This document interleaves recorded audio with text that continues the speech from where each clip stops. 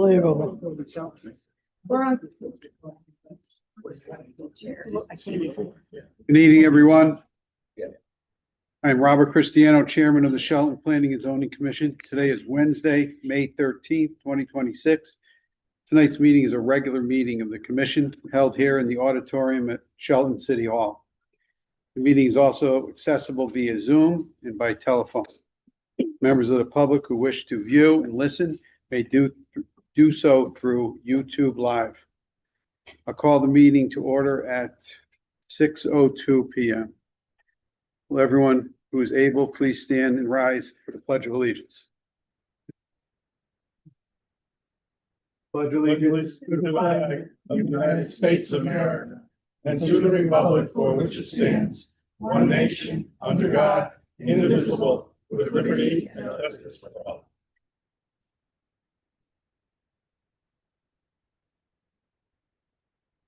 Castro, will you please conduct a roll call?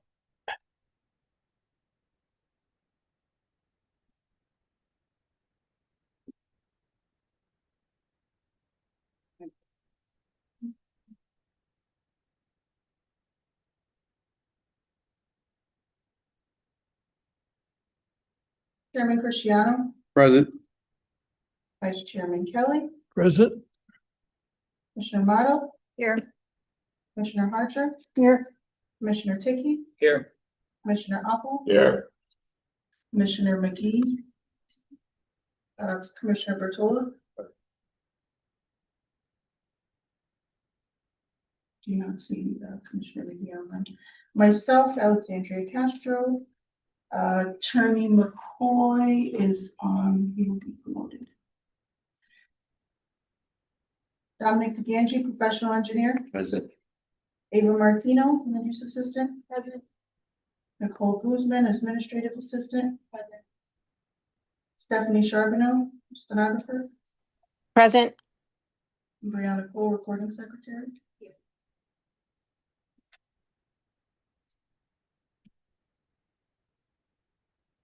Commissioner McGee will be joining now.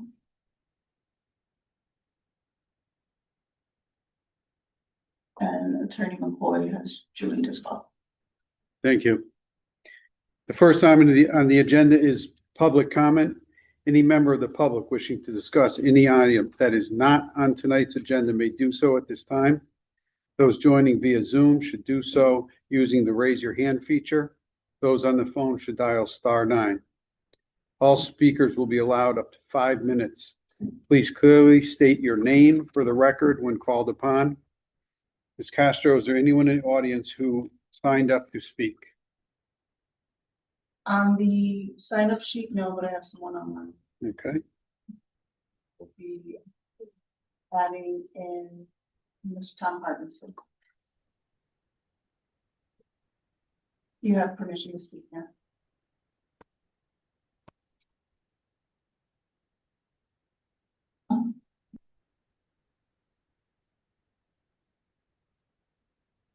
Can you hear me?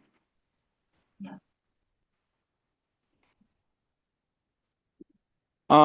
Commissioners, I bring forth to you again the concept of taking a proactive approach rather than a reactive approach on our zoning map. Recent applications in the White Hills area illustrate that there is a special development area overlay along a vast area of Route 108, Route 110. And I would strongly encourage you to consider removing that. SDA, as you know, is a precursor to allowing PDD applications. And additionally, the Conservation Commission has had a longstanding statement against PDDs being used for residential activities. Thank you very much.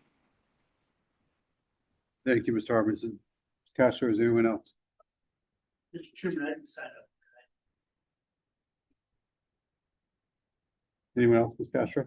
No.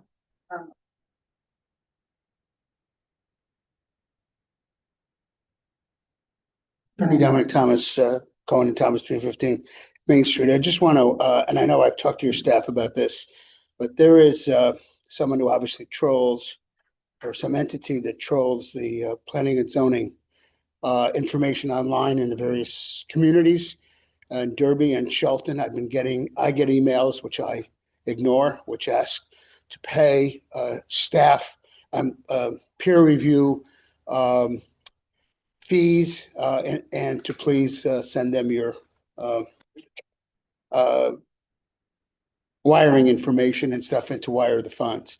It was very prolific in Derby. I still get them. In fact, so much so, even the clients get them. So much so, I will just report to one client, who shall remain nameless, was prepared to write a check out and bring it down to the city of Derby. I've gotten several from the city of Shelton because these information are online. My name is on it. So they email these invoices. They look official. What you know they're not official is because it's .USA at the end. You know, it's not Alexandria. It's a different email than her email, but it's her name.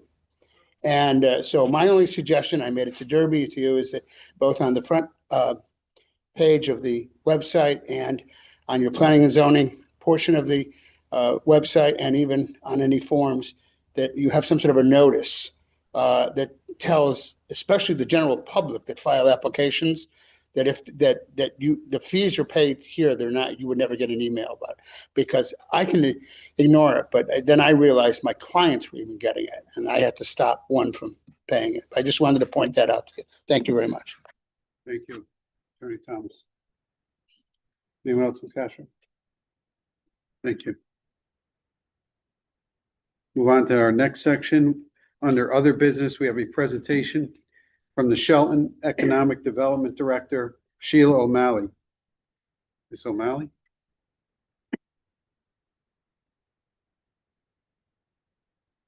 Thank you for coming in.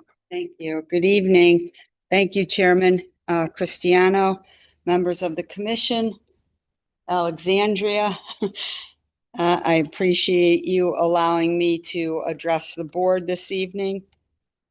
I saw the agenda and it looks packed, so I will make my comments, try to make them brief and concise. I know you have a full house here, and I'd like to think they're here for my presentation, but I don't think so.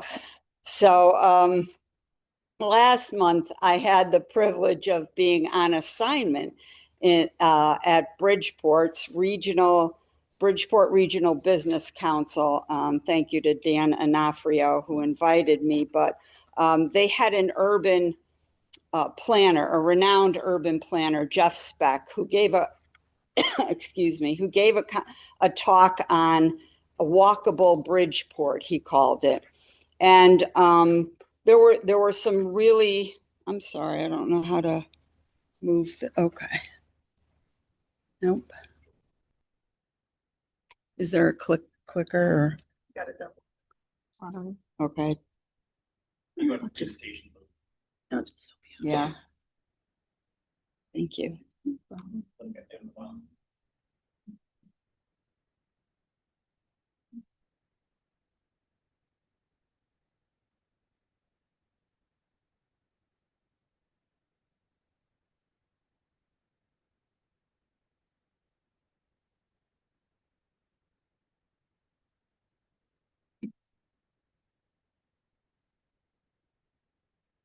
Yep. And so, you know, it was a very interesting presentation, albeit there's a lot of dissimilarities with Bridgeport, but there are some similarities.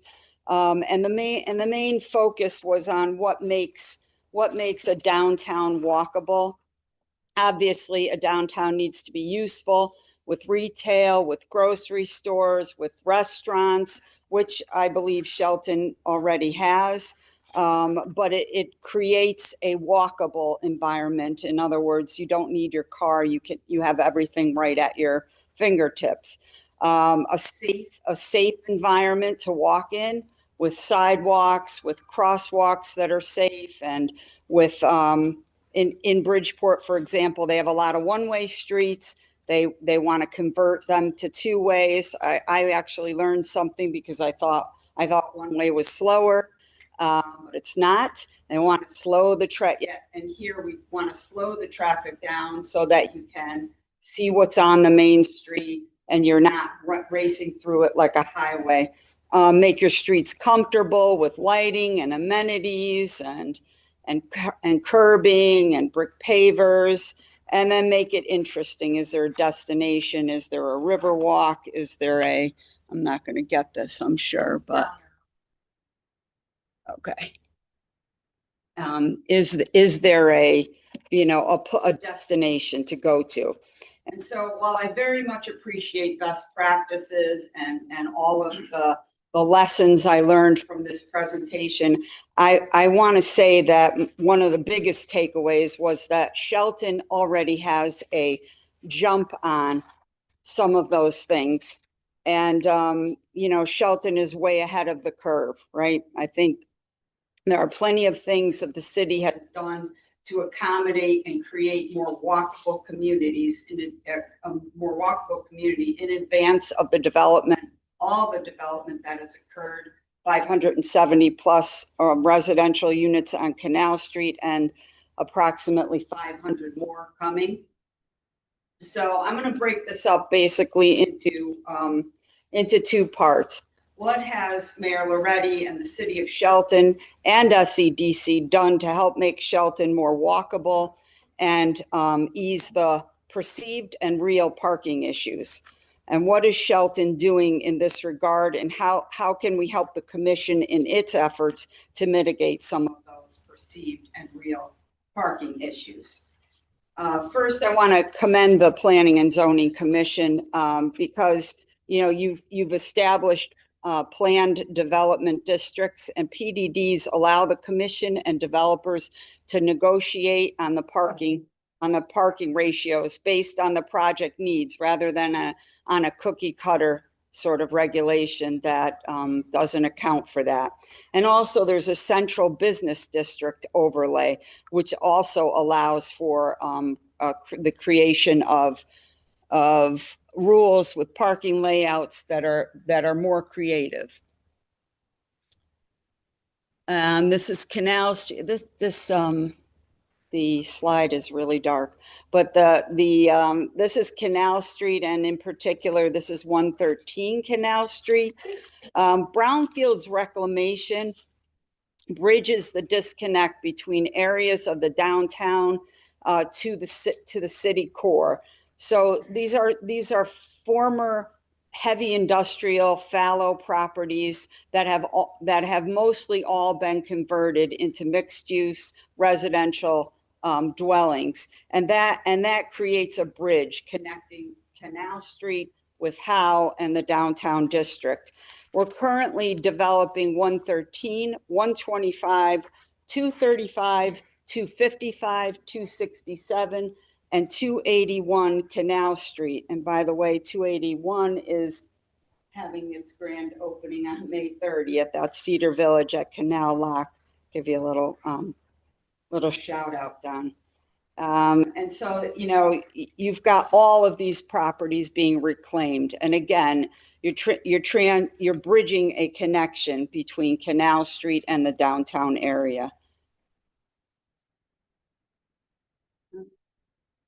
Connecting neighborhoods with Worcester Canal Street, bridging again, Canal with Howe by reopening that rail crossing, which has been closed for, I think, approximately 16 years. And I think the biggest concern by developers and residents down on Canal Street is, where's the flow? How's the flow of traffic going to improve, and how can we get out onto Howe, and how can people on Howe get to Canal Street? And I think that will help with ease of traffic and traffic flow.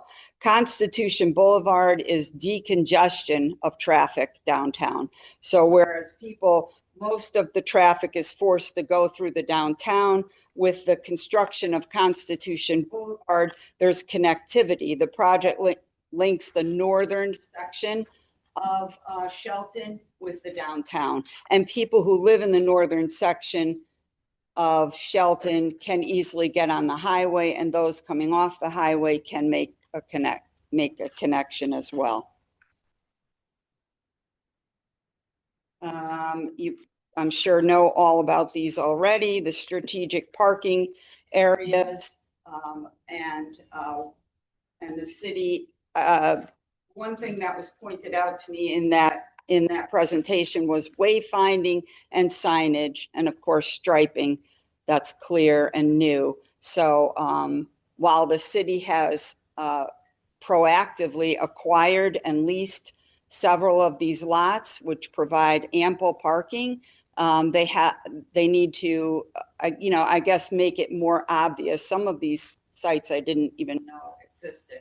So make it more attractive and inviting, and so that people don't have to guess, is this a lot I can park in, right? So that's an easy fix. Put signage, etc., on the lots that we do own or lease.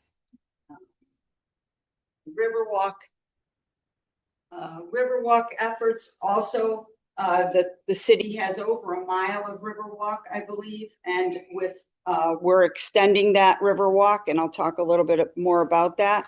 And so I guess this next slide is what are upcoming strategic improvements that will help out? What grants and studies are in the queue? First, the parking study hasn't been updated since 2014. So SPZC would like to engage a consultant and do an updated parking study that'll include those lots, anything available, what's missing, what we have, give us a good cross section of that, and also talk about vertical construction when it comes to parking structures. What's needed, what isn't needed. It looks like we are going to get a SPARK grant, and SPARK stands for Shelton Pedestrian Access and Riverwalk Connection. I'm really proud of that acronym. I came up with it. It's cheesy, but it worked. I think we may get an $800,000 grant to do some improve ADA compliance, crosswalks, lighting, flashing beacons. It commences at the intersection of Cornell Street and Canal Street East, the Shelton River Walk running southerly on Cornell Street to the intersection with Howe Avenue, then running northerly on Route 110, passing the Derby Shelton Bridge. I'm ahead with my talks. And it's hard to see from that slide, but traveling up the intersection of Howe Avenue and Maple Street, then running northeasterly up Maple to the intersection of Positive Place to the Boys and Girls Club. So that's a long way of saying we're trying to do some improvements at the intersections with crosswalks and handicapped accessibility improvements. Improving public safety, especially in areas where there's increased foot traffic and bike traffic, and specifically in areas with significant existing and future residential development. We've also asked DOT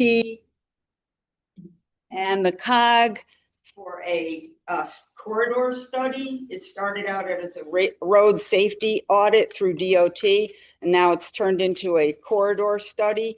That's Route 110 from the intersection of 110 and Park Street, north to the intersection of 110 and Beard. Sorry, I had the wrong street. You had the right one, Ginny. But yeah, north to the intersection of 110 and Beard. So that study will give us a good idea, again, of what are the safety needs, how do we improve traffic flow, and making some connectivity smoother for the city of Shelton. Look forward to having the public hearings, having the public weigh in on those, and understanding what we can do to make the traffic flow better. Let's see. I'll skip over that. The Riverwalk I mentioned earlier, you have over a mile of Riverwalk, and we want to extend it another 1,025 linear feet to include the properties at 235, 255, 267, and this is 281, all the way to the lock. So make that connection. And we have a hopefully we will receive a $2 million grant for the construction phase. The city already has the engineering done for that stretch of the river walk, which will be beautiful and very scenic. And the canal lock, which is pictured there, we just received another grant for $165,000 approximately to investigate, determine what it would cost to revitalize and return that, to either return it or create a park with some historic preservation aspects.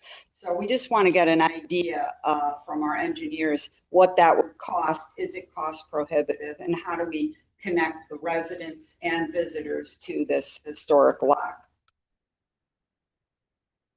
Finally, I just want to say that I hope this board can call upon me and SEDC as a resource. I may be able to target specific funding for any issues, something that this board has in mind.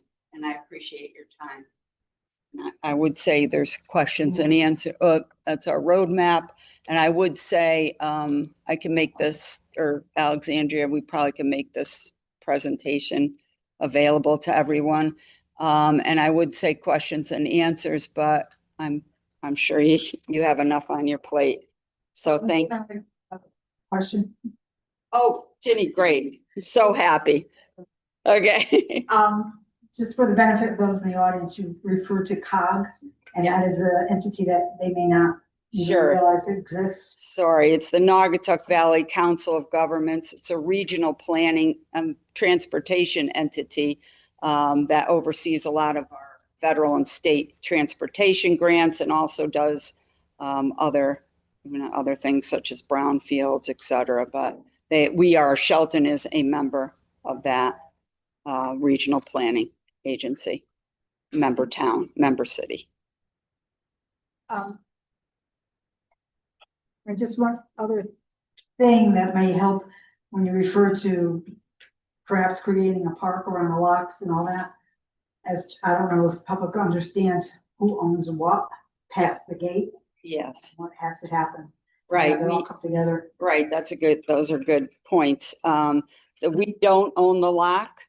It's owned by McCallum, and we need access. We actually, in order to expend the grant funds, we need an access agreement to get on the property since we don't own it, just to assess it and understand what we're dealing with if we were to own it, or we were to lease it, or whatever Mayor Reddy and the city of Shelton has plans to do.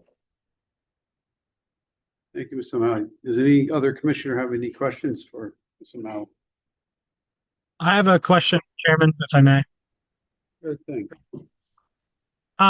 So thank you for the presentation. Really appreciate it. Good information.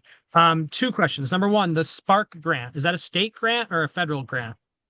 That's a state grant. What's the program? It's CCGP, Connecticut Community Connectivity Grant Program. Got it. Awesome. And then my other question was, you mentioned Constitution Boulevard, the extension over there, North Constitution Boulevard, right? My understanding of that project was it was currently slated to be a cul-de-sac, but you mentioned it could possibly relieve traffic congestion. Could you just talk more about that? I think we're in phase one right now, which ends, I believe, in a cul-de-sac at the future industrial parcel. But I believe phase two and phase three will connect out on the other end. Gotcha. And that would be eventually connecting to 108 and Shelton Ave, right? Correct. Okay. And that would be phase two. So we haven't applied for any grants yet. We're not there yet. Basically, we're completing phase one, and then we're gonna move on, right? I believe I'm not exactly sure about the grant, after phase one, but I believe there are additional funds available from grants for Gotcha. the subsequent phases. Gotcha. Okay. Thank you. I appreciate the clarification. Okay, you're welcome. Thank you, Mr. O'Malley, for your time. Okay, thank you. Next up on our agenda is applications for certificate of zoning compliance. We have 6 sign applications and 1 ADU application this evening. Commissioner Amato, I understand that the sign committee has met and reviewed the sign applications listed on the agenda. What is the recommendation of this subcommittee? We recommended passage of all the signs, approval for all the signs. The only question that came up was about the Shell gas sign, because that's, I forget the name of what it was. We approved a different name there not too long ago. Miles. And so Shell is just a return to what it was previously. So there was some discussion as to whether the owner would have to pay a fee again, and I personally think that's too much. But I think Charlie and I were in agreement. Yes, we were. Okay. I know that topic was addressed administratively, so besides that, any other comments? No, everything was within the regs and nicely done. Thank you. Mr. Chairman, on just point of order on the one for the market, like Key Foods, which is number 3. Mhm. On sheet 1, they have a red area where it's supposed to be the pylon sign. Okay, there are 2 pylon signs. One is an old one and one is a newer one.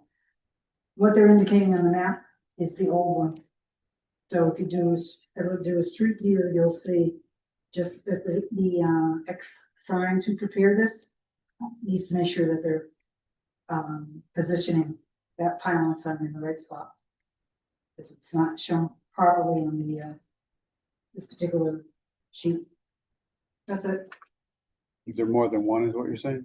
Well, right now there is 2. There was an original one that is has not been used because the shopping center put up a new one years ago. There's one on the right, and there's one on And the left left. of the driveway, yeah, what they're showing is only the old one as the location where all the signage is gonna go. And Yeah, but it there, just needs to be identified correctly. I thought it was the right sign because there's more than one sign on that sign. Mhm. And you're looking at the old one, there's only one sign on it. Yeah, when you At this enter point. from Leavenworth, the old one that they're identifying Yeah. here is on the right. Yeah, I know that, Yeah, so it's the one on but the, I thought it was the right sign. yeah.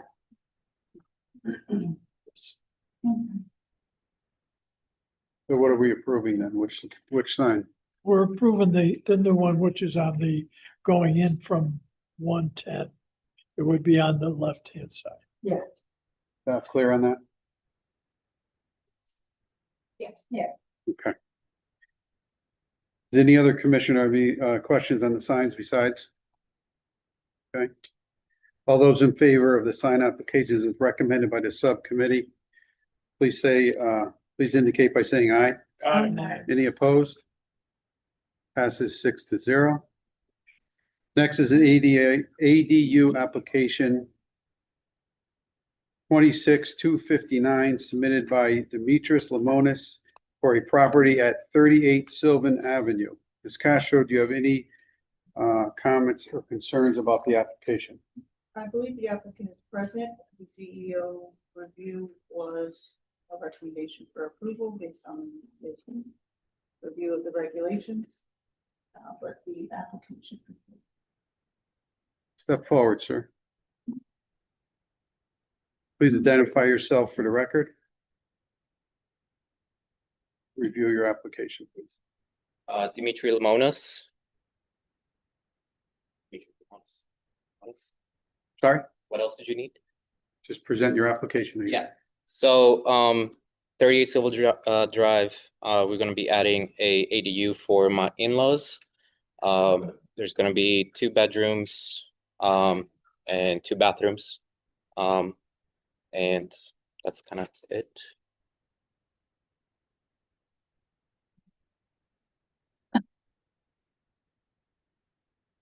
That's the exterior, and there should be another one for the interior. So it's that right part that's going to be added on.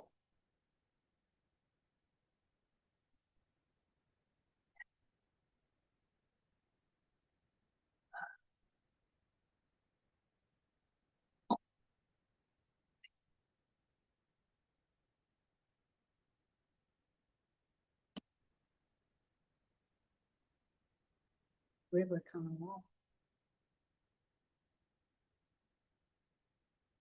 Could you point out the common wall? Yeah, the common wall is going to be on the, so if you go on the second page. That top left one. So, no, sorry, up. The type right one. Yep, that one. The one below it. Sorry. Yep. So the common wall is going to be in the kitchen of the new addition, and that's going to be towards their kitchen and then into our dining room. Above that round circle, which is the Yep. table. Yeah.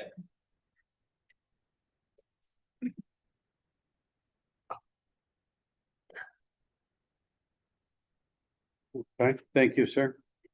Any commissioner have any questions for Mr. Lemonis? No, but I'm assuming the staff went over all the dimensions and Yes, and Ron submitted a letter that's been added to the file with his recommendation. thank you.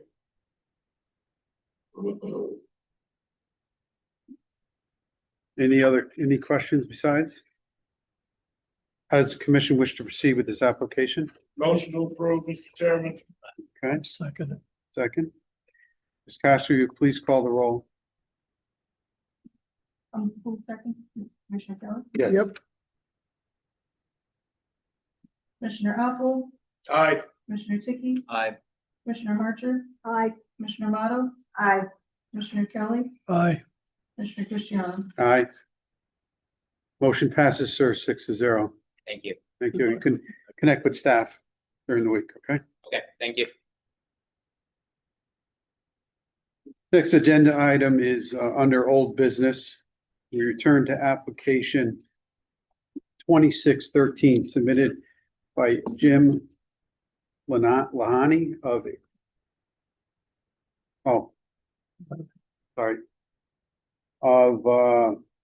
for 89 Bridgeport Avenue LLC. As a reminder, the applicant is seeking site plan approval for a 6,000 square foot, two-story building at 89 Bridgeport Avenue, 3,000 square feet of garage space on the main level and 3 office spaces on the second floor. This application was accepted at our April 8th meeting and was tabled to allow the applicant to make amendments to the plans as requested by the city engineer. The applicant is back tonight for commission review and possible action. Ms. Castro, would you please read aloud the exhibits on file and advise the commission whether any additional materials are submitted for the record within the 24 hours of this meeting? First exhibit is the application received on March 27th, 2026. Exhibit 1 is a statement of uses and standards. Exhibit 2 is the proposed site plan and architectural plan set. Exhibit 3 is the fire marshal letter. Exhibit 4 is the city engineer review. Exhibit 5 is the ownership authorization letter and LLC information. Exhibit 6 is the overall site plan for small business with second floor office space revised April 8th. Exhibit 7 is the site plan and soil erosion plan revised April 8th, 2026. Exhibit 8 is the response to the city engineer review letter. Exhibit 9 is the revised site and architectural plan set. Exhibit 10 is the revised overall site plan for small business with second floor office space. Exhibit 11 is the revised site plan and soil erosion plan. Exhibit 12 is the revised site and architectural plan set. Exhibit 13 is the city engineer review, and exhibit 14 is the fire marshal. Thank you. The applicant here? Yeah, mine. No, he's, Come on forward, sir. Please identify yourself for the record and Jim Lenahan in regards to 89 Bridgeport Ave. what would you like to tell us tonight, sir? Open for an approval. I don't know what to say to you guys. I'm here for an approval. I've been going through this process for a while. I think I made dotted all the i's and the t's, and I'm hoping I get an approval. So specifically, sir, the city engineer asked you to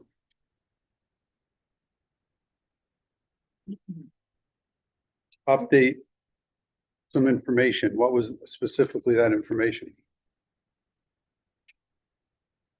I'm not exactly sure what the engineer, as we went through the process, I brought everything down to Alan at knock. He submitted all the changes.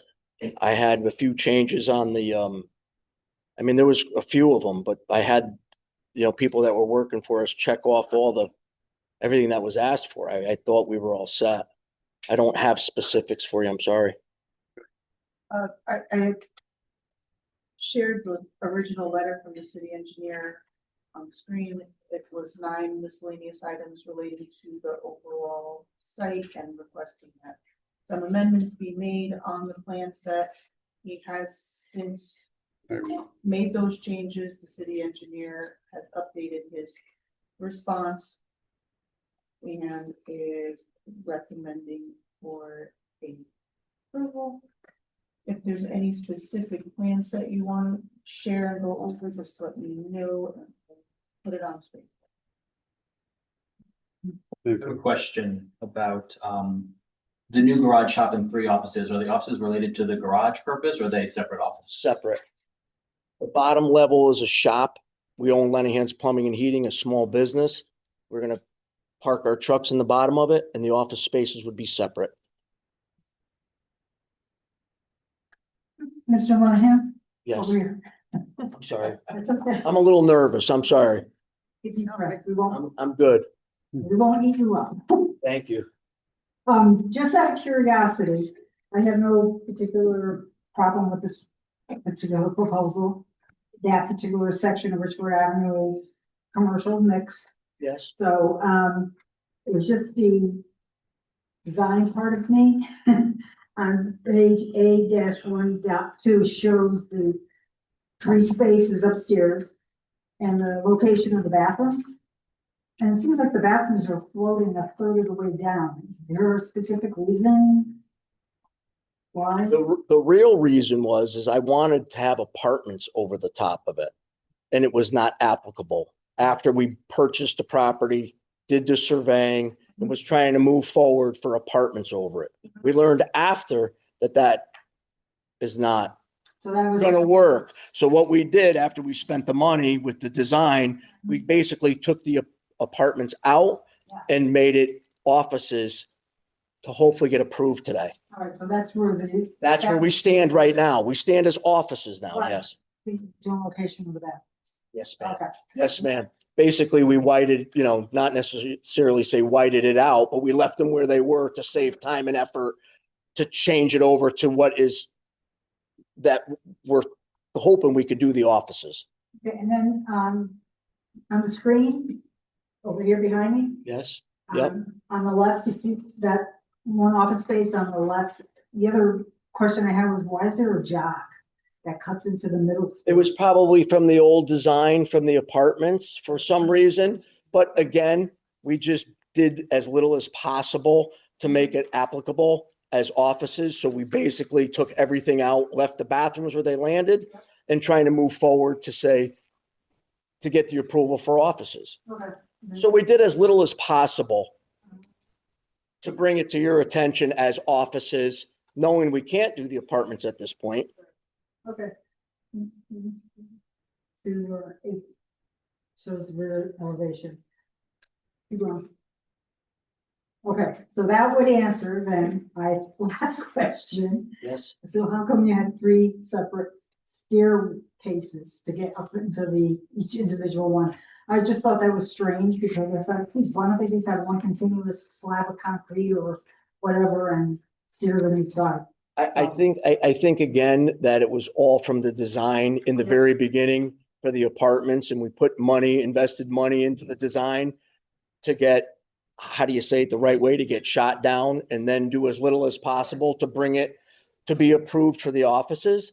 Not that we're trying to put a smoke show here, but if that's what we could do to move forward with the offices, we did as little as possible with the original design to move forward as offices. And the bottom, the really main part of this is to get my business in that lower part for a plumbing shop. That's the main goal, to move me and my two sons in there as a small plumbing shop, and not happy about the offices, but if that's what we have to do to be acceptable, then that's what we're willing to do. We're trying to get an approval to move forward. Thank you, sir. There isn't anything, you know, standards that would prevent that area if it wasn't technically an office, but it was some kind of other business like a nail salon, whatever that. They would be allowed. They would be all out, yeah, so you're not restricted to just offices. Okay. If I we can get understand. through this, then maybe we could make changes or amendments. Let's work on what we got today. Understood. That's what we're trying to do. Okay. Any other questions for the applicant? No. Okay, you can have a If seat. it's a plumbing business, you could probably move those bathrooms. That wouldn't be a problem at all. If you want, where you want them is where we could put them. That's not a problem. We could move bathrooms. That would be the least of our problems. Or a nail salon would be easy for us too, you know? Am I good? Yes, you can have a seat. Thank you very much. I apologize for being nervous. No worries, sir. So at this time, I'd like to open the floor to the commission to discuss this application and where we'd like to proceed. Mr. Chairman, for the purposes of conversation, I would make a motion, we approve the application. It appears to meet all of our regulations. It fits into the current neighborhood. The applicant has made the necessary changes from his previous application, so I think we should give him a shot at it. Should we close the discussion on it or? Close, well, we closed, There's no public hearing. there's no public hearing. Okay, all right. Okay, so the motion is just so we can move forward with. I will second that. Right. All in favor of, We're voting to approve. we're voting to Yeah. approve. Yeah. All in favor for approval? Aye. Any opposed? Okay, approval passes 6-0. Good luck, sir.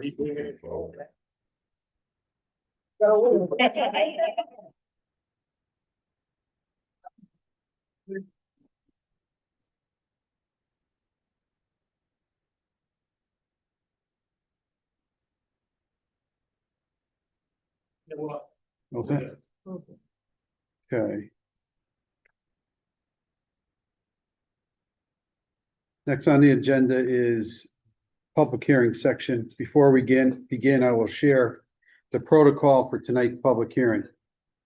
Ms. Castro will indicate if there any written comments were received from members of the public no later than 24 hours before the start of this evening's meeting. If received, they will be read into the record. The applicant and/or their associates will make their presentation. The commission may ask questions during or after the presentation. The applicant and/or their associates may answer commission questions at the time they are presented or at the conclusion of the presentation.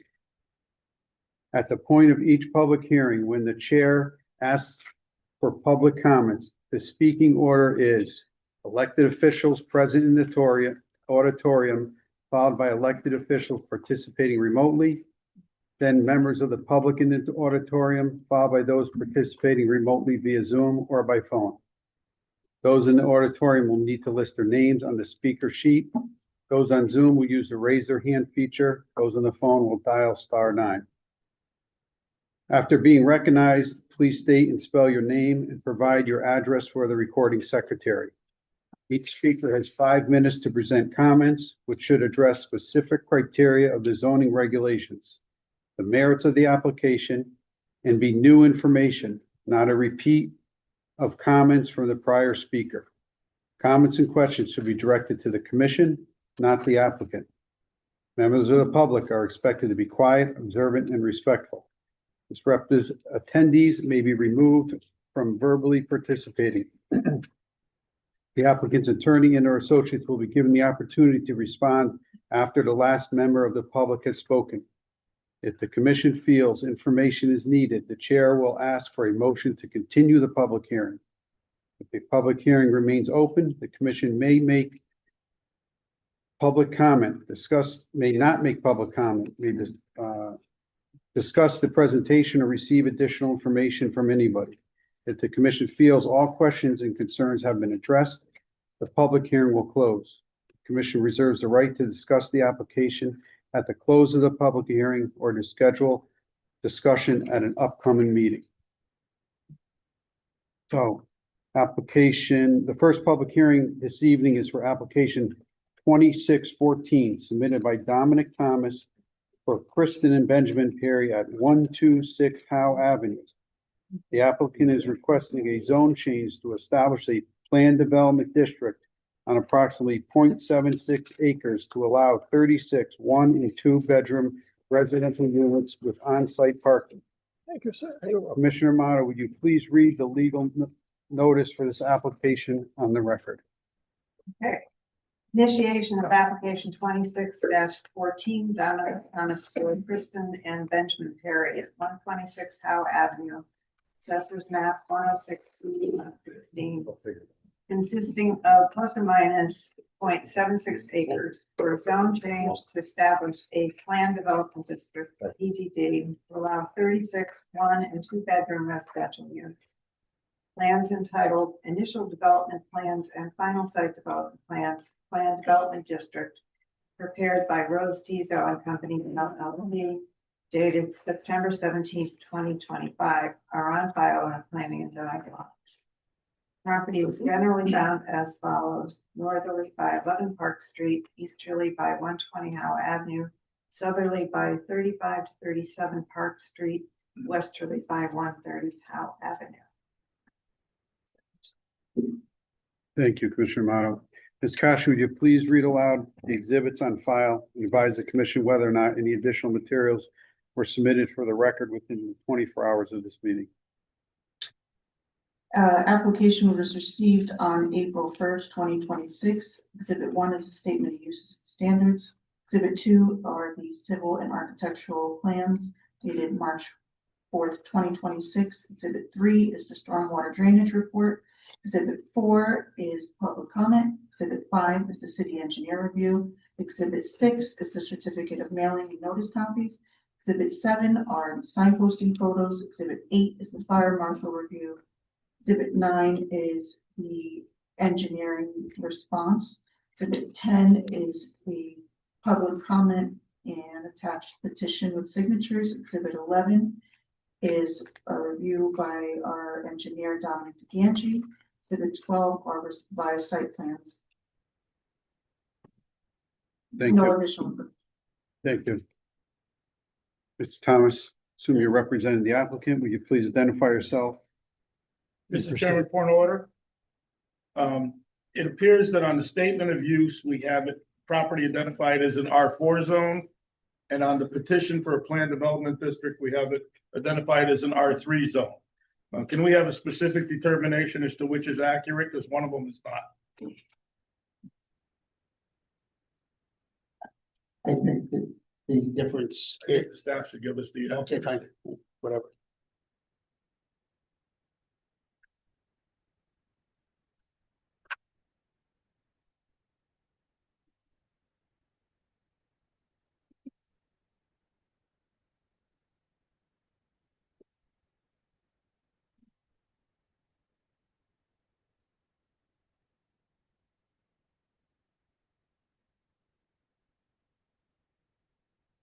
According to our GIS mapping, it is listed as an R4 zone. So then the petition is inaccurate. Mr. Chairman, how do you want to handle that? We have counsel on the floor. Oh, let's ask counsel. Attorney McCoy, Can I ask, Commissioner Apple, where are you seeing it? I see it on, On the back of this page that was handed out here, okay, gotcha. signed by Dominic Thomas, it says it's an R3 zone.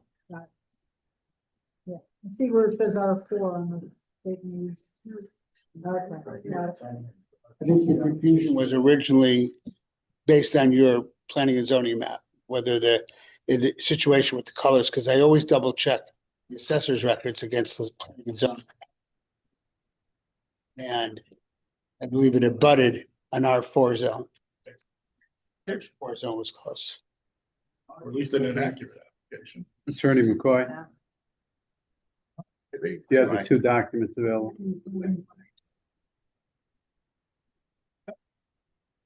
I'm just looking at that section. 1 second, I'm just looking at this section.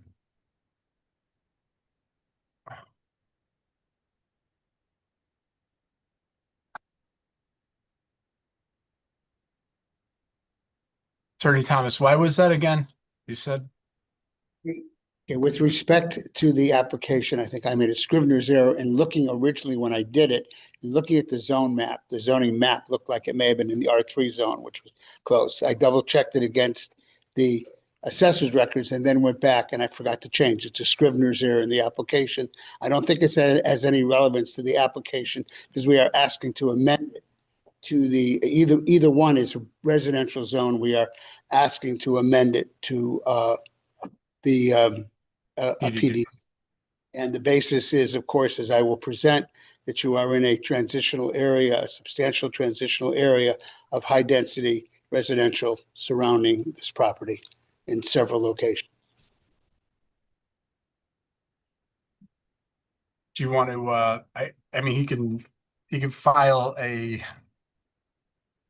revision on that. And you make reference to the correct location though, right? Yes, the location is correct. Everything else is correct. Just a Scrivener's error. Yeah, it's up to the commission. If he, just as long as he's referred to the correct location and the map. The assessor's map and lot number, you Both mean? indicate assessor's map 106B, partial lot 16 or partial 16. 126 out loud. It's up to, if it's referencing the correct map and he's got a Scrivener's error, it's up to the commission if you want him to revise this, and just submit that with that understanding. It's up to the commission. I personally don't think it's necessary. I agree. So We're asking for a zone change anyway. They're both residential. Right. It's a human error. And that's the reason why I'm saying that, because he is changing. Kept open, so. However, it's depicted on it, however it is, he's changed it. This is to change that. He's not. Yeah, he's just asking he's going to create a new zone, so. But I would, and maybe you want to just submit something correcting that, Attorney Thomas, if the commission's okay with that. Give it a corrected application and change the script. Attorney Thomas, also look at your petition, the applicant checklist, because that's also misidentified there. The applicant. What's misidentified? It's the same thing where it's the bottom of page 4. Says existing zoning district is R3, but the lot assessor map. Are you trying to say what have you? Oh, This in is the. the online, isn't this? Still up online? I posted it out. I don't know what that is. It wasn't part of the That is- documents that are. That is something, that is not something I submitted. That's like a summary of what I sent. The actual, what I submitted is a PDF of the, of your PDD application. This is identified as plan development district, PDD petition, applicant checklist, Shelton Planning and Zoning Regulations, section 34, to be completed by the applicant and submitted with the application. This is this. Which I did. That's mine. That appears as a, what do you call, a Google Doc? When I click and go on the, what am I trying to say? When I go on the Google Drive, that is the first thing that appears. It's not something I thought. I thought it was just something like a summary that was generated. Then the next item is my application, which I think Ms. Castro has in her hand now. Either way, it's all come generating out of the same database, so let's proceed. Okay, thank you very much. Attorney Dominic Thomas, Cohen and Thomas, 315 Main Street, Derby, Connecticut, representing. I would state for the record that they, as was explained, that the notices and to the property owners within 200 feet. And the sign photos were uploaded. I am trying to. I may.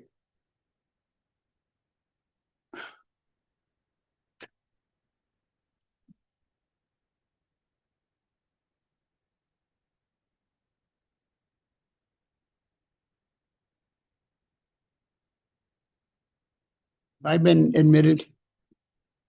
Yeah, that,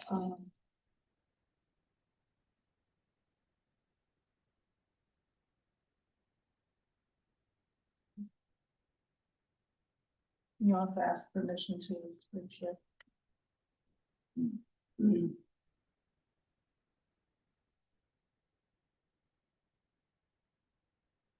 Somehow I've lost the Zoom.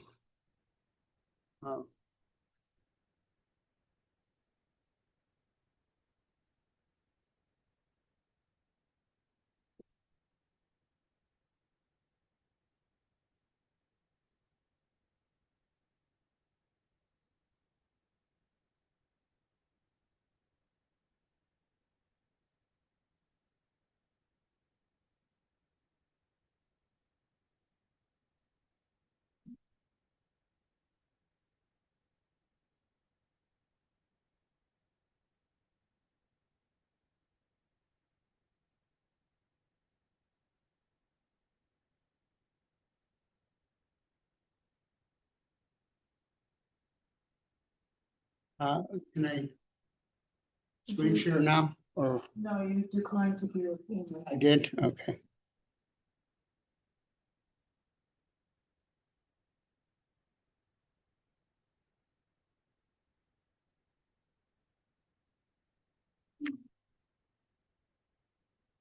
It's not popping up to say yes.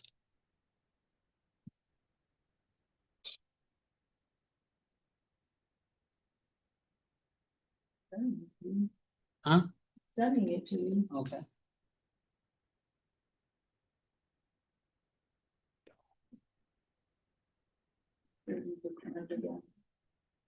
Allow. I don't know, there's nothing popping up on my end.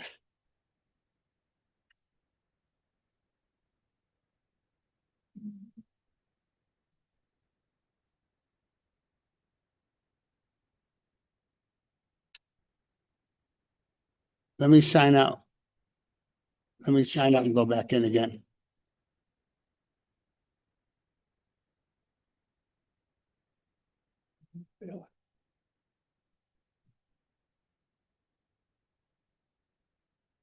It's not.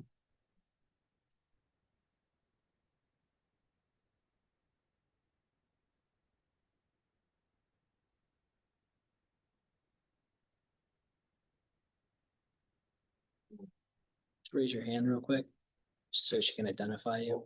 There. You see me now? Yep, she's gonna make you panelist. There Okay, you join go. as a panelist. There it is. And then now you can request to share. Okay. I will,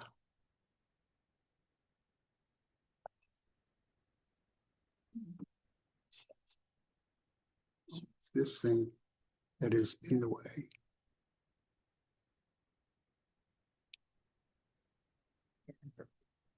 For now. Yeah.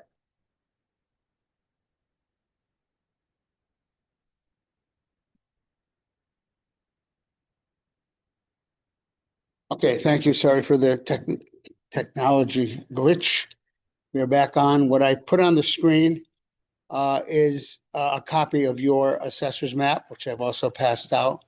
Your GIS map, I should say, identifying 126 Howe and identifying the area. The assessor has this property listed as an office use, which it was in the past in the R4 zone.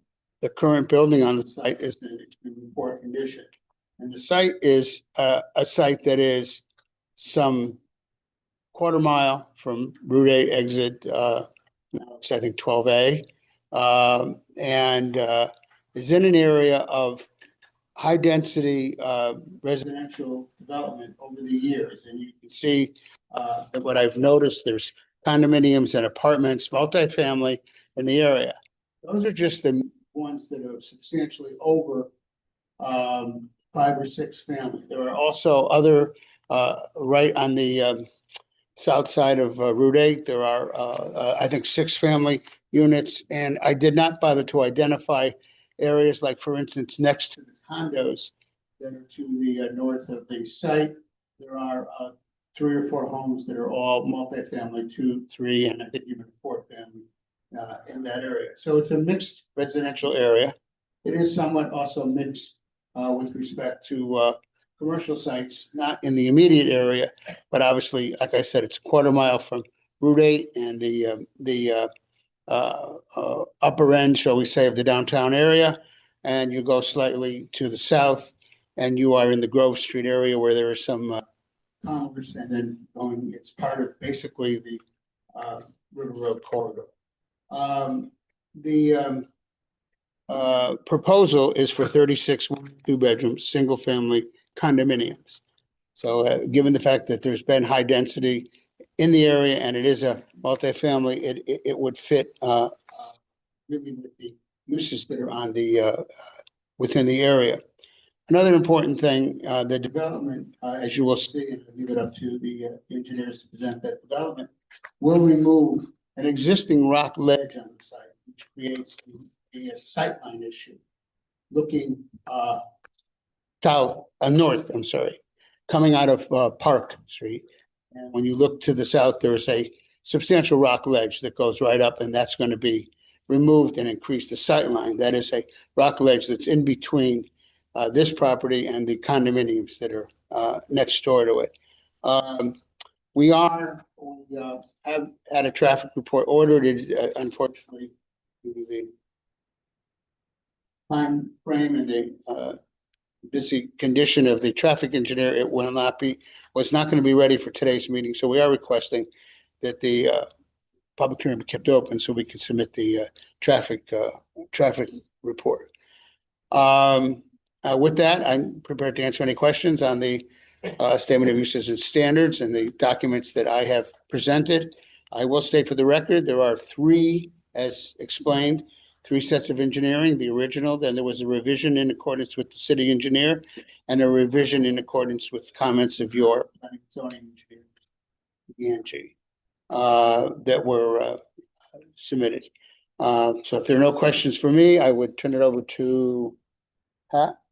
Attorney Thomas, Yes. I'm not sure if this is good for you or Mr. Rose, but sheet A-102, there's accessible type A unit requirements, and it refers to the Connecticut building code section.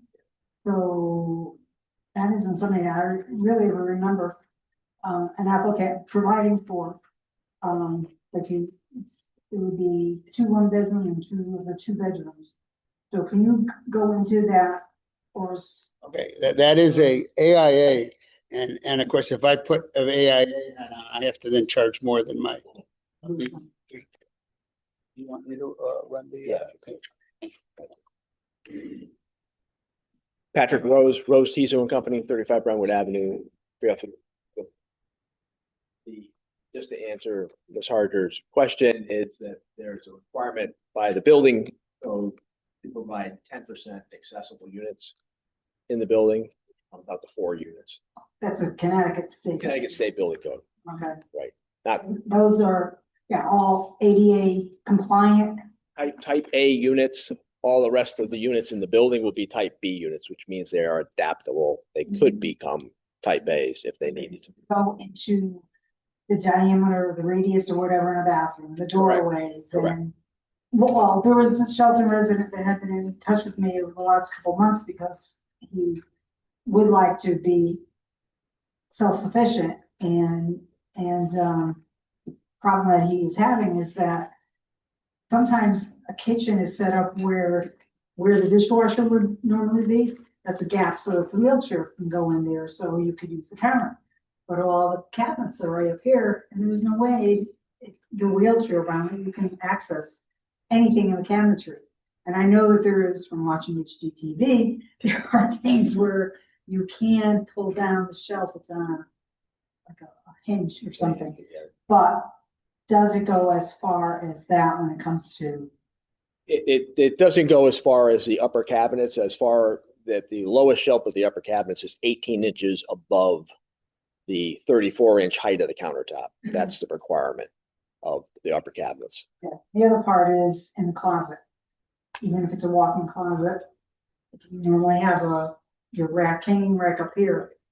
Again, they were showing examples of that. So No, it's that kind of thing where the design may be such that, okay, yeah, we have wide doorways to accommodate wheelchair going in. We have no threshold showers, and we have a wide, we don't have like a center island so that the person can maneuver around.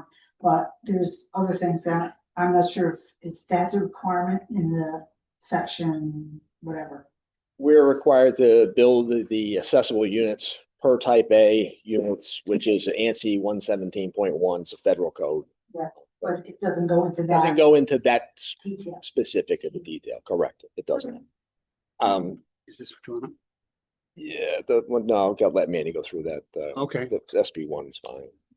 You want me to move Yeah, the next slide. SP1? One, yep. There you go.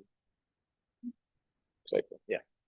So what we have before us is the site in the corner of Park Street and Howe Avenue. How we intend to develop it is to have the building up sitting closer to Howe Avenue, 10 feet away on either end, and then it bows out along Howe Avenue, make it a little wider. And then there's parking underneath that building, and then there's parking behind the building. That both of the entrances to the site are on Park Street. So we have no entrance other than pedestrian entrance from Howe Avenue. Yeah. Working. Hold on. You hear me now? Is it now? Better? Okay, very good. So both of the entrance and exits are coming off of Park Street and not off of Howe Avenue. Only pedestrian entrances are off of Howe Avenue. You want to go to the architectural? I'll let Manny go through all those. Okay, all right, please.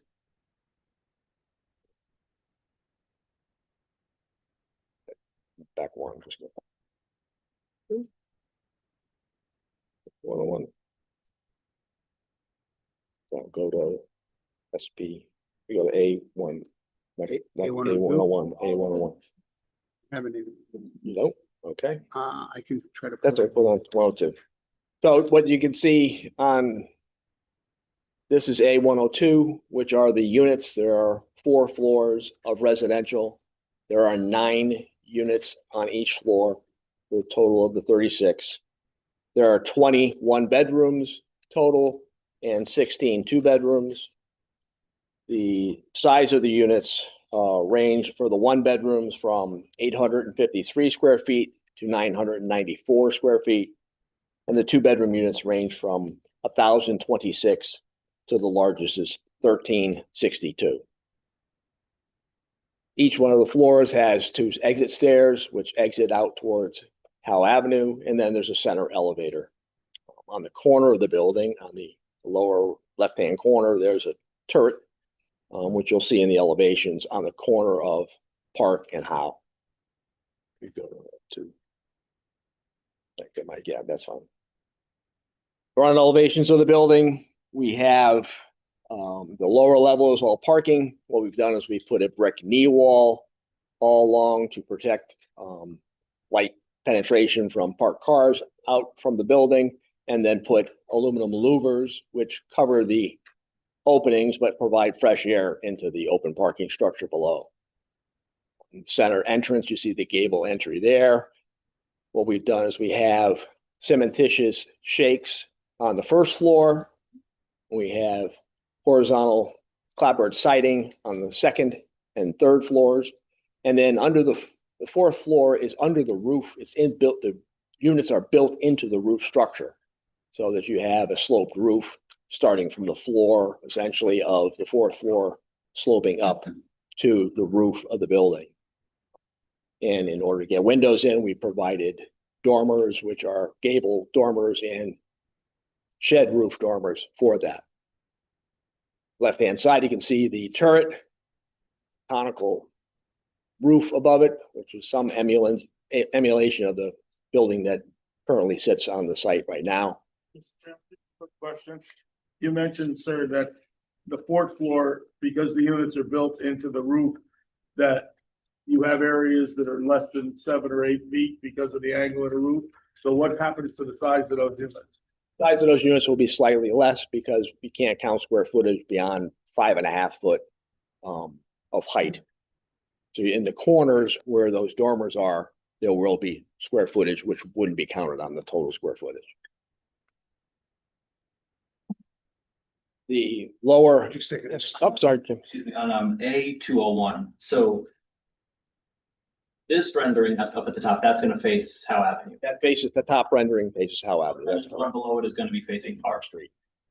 How high is the, I see on SP4, the chain link fence and then the new ledge cut wall? How high is that wall? And is there a rendering that we might see of that angle? I'll let Manny go through that. He'll show there's a cut through the rock cuts. It goes up to approximately, the building is about 17 feet higher than the highest portion of the rock cut. Okay.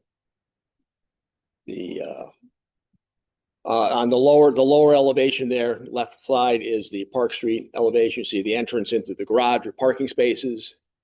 And then you see the screen wall on either side, just screening out the cars. And then the same treatment that we have brick in the center and shingles lower and horizontal siding upper and the center turret. What we've done is we've taken on the front elevation, we've taken the stairs and the front entry area and brought that up in brick as it is on the lower portion, just to break up the mass of the building as it steps across. And you can see on that Howe Avenue elevation that the grade changes as you go from the north portion down to the south, that it gets lower. And the lobby is in the middle of that, which is the elevation that we're showing for height. Manny go through. I'll let Manny go through the site plans at this point.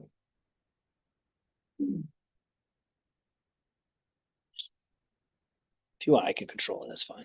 Sorry. Good evening, Manny Silva from Rose T-Zone Company. Oops, guess I'm too far away. Yeah, Oh, you're right here. it's going. Yep. Manny Silva from Rose T-Zone Company, Fairfield, 35 Brentwood Avenue, Fairfield, Connecticut. So the site currently, I want to use my laser, but you guys won't be able to see it.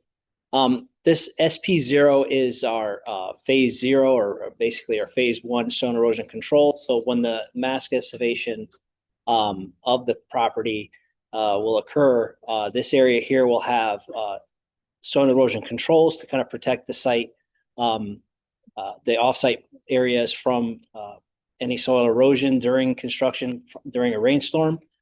We have basically silt fence with hay bales backing it up, so it's structural, so the silt fence stays up structurally. And then we have an anti-tracking pad here, where any kind of construction vehicles exiting the site will knock any mud off of the wheels. Here again is that detail of that silt fence with the hay bale on the backside. And then the rock cut will be line drilled, and we'll try to get a vertical face. Towards the top, there may be some overburden where we might require a retaining wall. As you can see here, we'll use a Versalog green retaining wall. If that rock wouldn't shear a good face that's vertical, or a 6-on-1, that's what we're wanting to do. So that's basically 6 up, 1 over. Then we put that retaining wall in front of the rock face to kind of stabilize that area. The next one is the site plan. So as Pat was detailing, the building is along. Go ahead, sorry. Yeah, could you talk about this rock face? So Yeah, I have a whole plan on it, so I'm gonna come back to it, if that's okay. So I have one, but they won't be able to see behind them. I don't want to make them turn their heads around. So the building is sited right on Howe Avenue, with the parking in the back here. The way the circulation works is that we have an entrance only here underneath the parking deck, and then you circulate around and then out to an exit only here. And that's to give us more distance from the intersection itself, so that you don't have any vehicles trying to exit and near the intersection. The parking, I wish I could read that.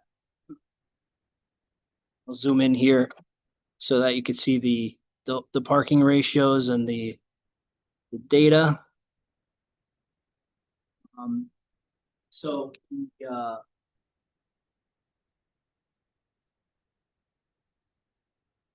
usually up front with you there. 1.5. Losing it here. That's all right. I got it.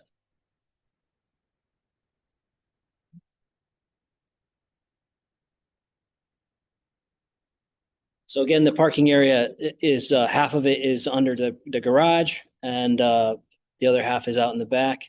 The drainage, so currently the site is uncontrolled. There's a house here up front. So what we're going to do is we're going to collect all the stormwater into a stormwater system, where we collect that in the catch basins, where we have some snouts that will then collect all the floatables within that area, in that basin itself, and then that goes to a swirl water concentrator, or basically it slows down the water in the little vortices so that the suspended solids drop out and the floatables stay within the unit. And then we have a gallery system out here in the front, which will hold that water underground like a big tank that then allows the water to filter through the ground. And that allows us to meet or exceed the town requirements and the state of Connecticut stormwater manual.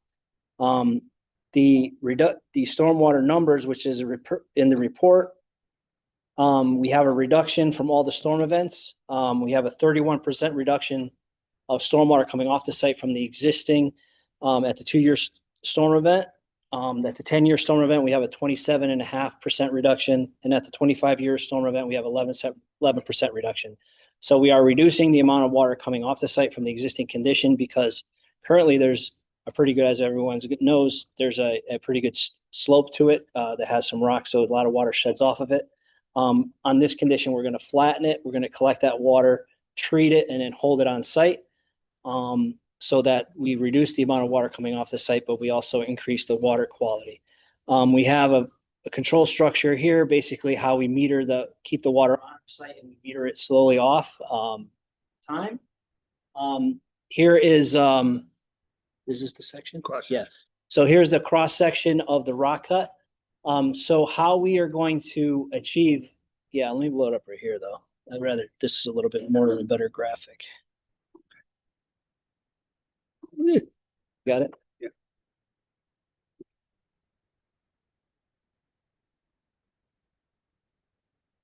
Just go to the next page.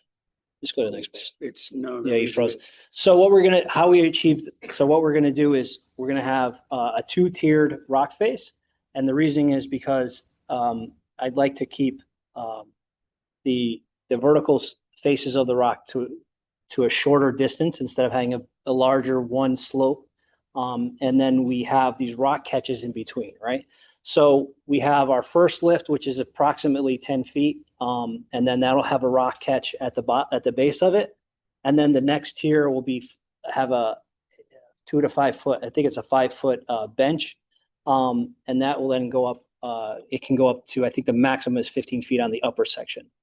look at SP 2-1. Yep.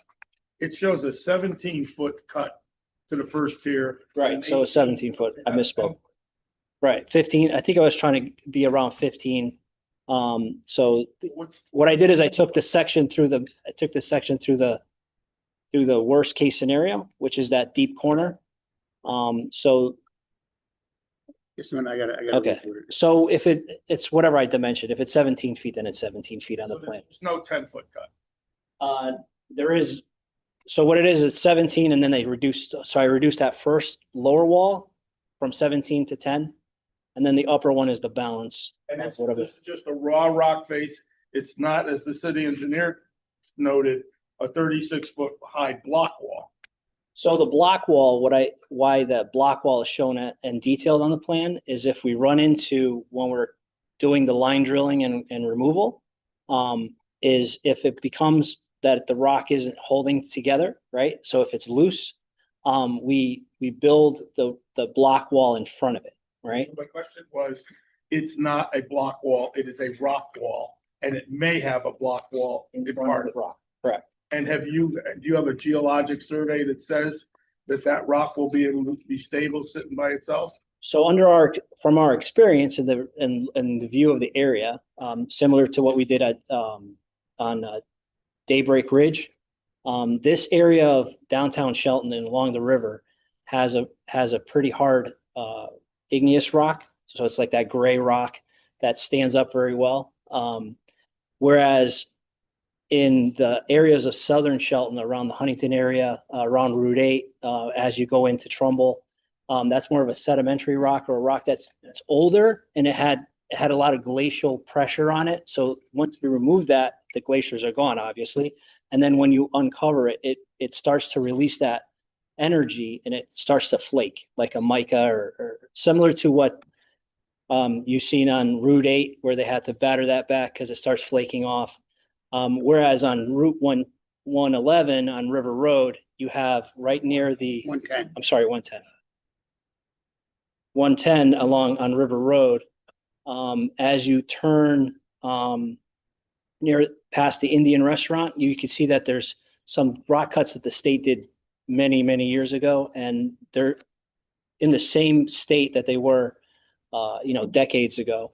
And that's because that rock isn't created in layers. It's basically like it's the original lava formation that then the glaciers, as they came down the Housatonic River Valley, scraped them off, and there's basically the hard rock is the only thing that's left behind.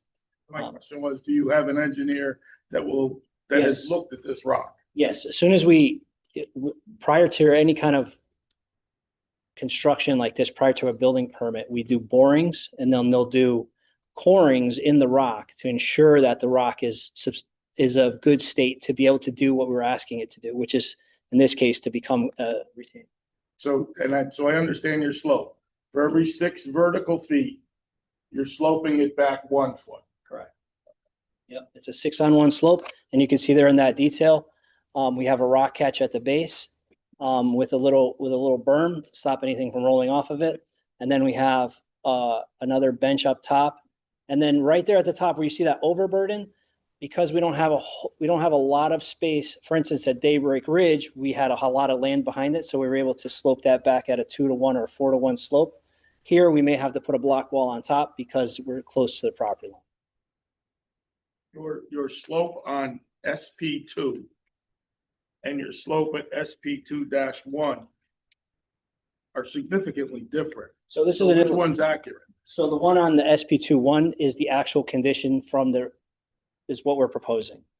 This here is a guidance document from the DOT and the Federal Highway Administration on how to do rock cuts. That's like 0-to-1.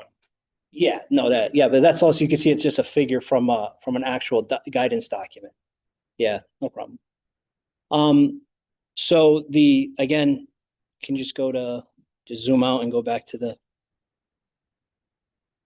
So what Pat was saying was in the area where right here, where currently you can see based on the contours, there's a rock outcropping or a rock knoll that blocks the current site distance or site lines. What we have here and by the request of the town engineer, We cleared that sight line. We had some trees shown there. He'd like us to remove it. And with the new site plan, we improved the sight line on Park Street to about 285 feet. Again, we'll have a traffic engineer to confirm that. And he'll basically compare the existing to the proposed sight lines that we're going to create.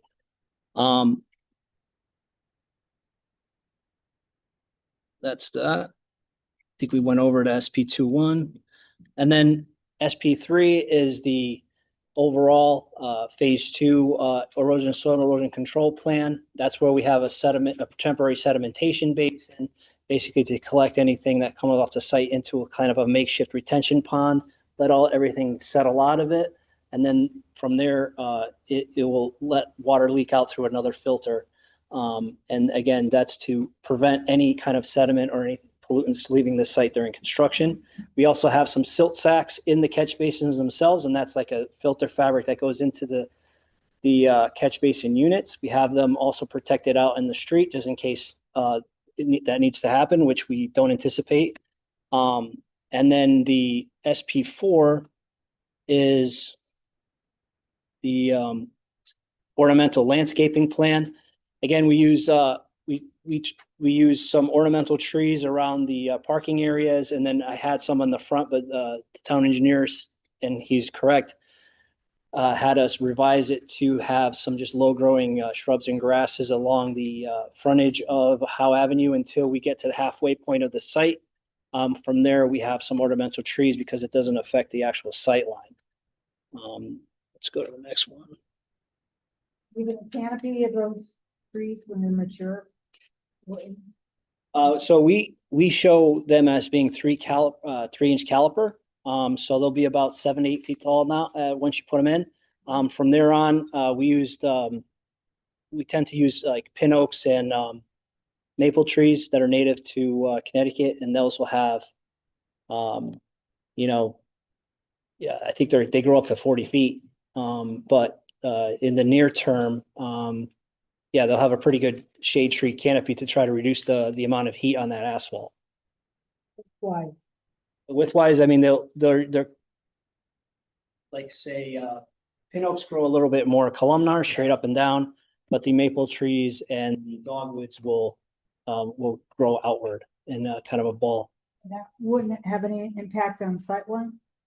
It would if we planted them in the front corner, which Rimis, the city engineer, told me to remove them from there. But I also believe that we can trim those to a 7-foot height so that the canopy is clear. You can have trees in a sight line and still have a good sight distance. But to be more conservative and prioritize the safety in that corner, we eliminated any tall trees in the front there at that corner. Side of the street are the power lines on? The power lines on Park Street are across the street, and Howe also, I think they are across the street. Yeah, to the right and then to south of Park Street. So that's why we have to bring our utilities. We have to add a pole on our side on Park Street to bring the utilities across the street and then down into our site. So it'll be overhead. I'm sorry, go ahead. Will you be replacing the sidewalks? Yes, so one of the comments from the town engineer is to repave Park Street from our frontage intersection, and then we will replace all the sidewalks along Park Street and Howe Avenue with 5-foot concrete. We're going to add DOT standard handicap accessible ramps on the corner of Park and Howe, and then across Park Street on Park and Howe, across the street on Park Street. I think we're kind of going through all the comments that the town engineer had while I'm doing the presentation. That's fine. This page here is the soil erosion control narrative, basically how the site, who is responsible for maintaining the soil erosion controls, how to sequence the construction to ensure that there's no impact to sites off of this property. You can see there's the silt sack and the soil erosion control silt fence detail. Next sheet is detail of the wall if needed. The handicap spaces, and then the detail of the handicap accessible sidewalk at the corner of the two streets. Can you go back to the wall for a second? Yeah. I know that we've talked about a couple things. No problem. Can you tell me how you're gonna remove 36 feet of rock ledge without knocking some of those houses off their foundation? So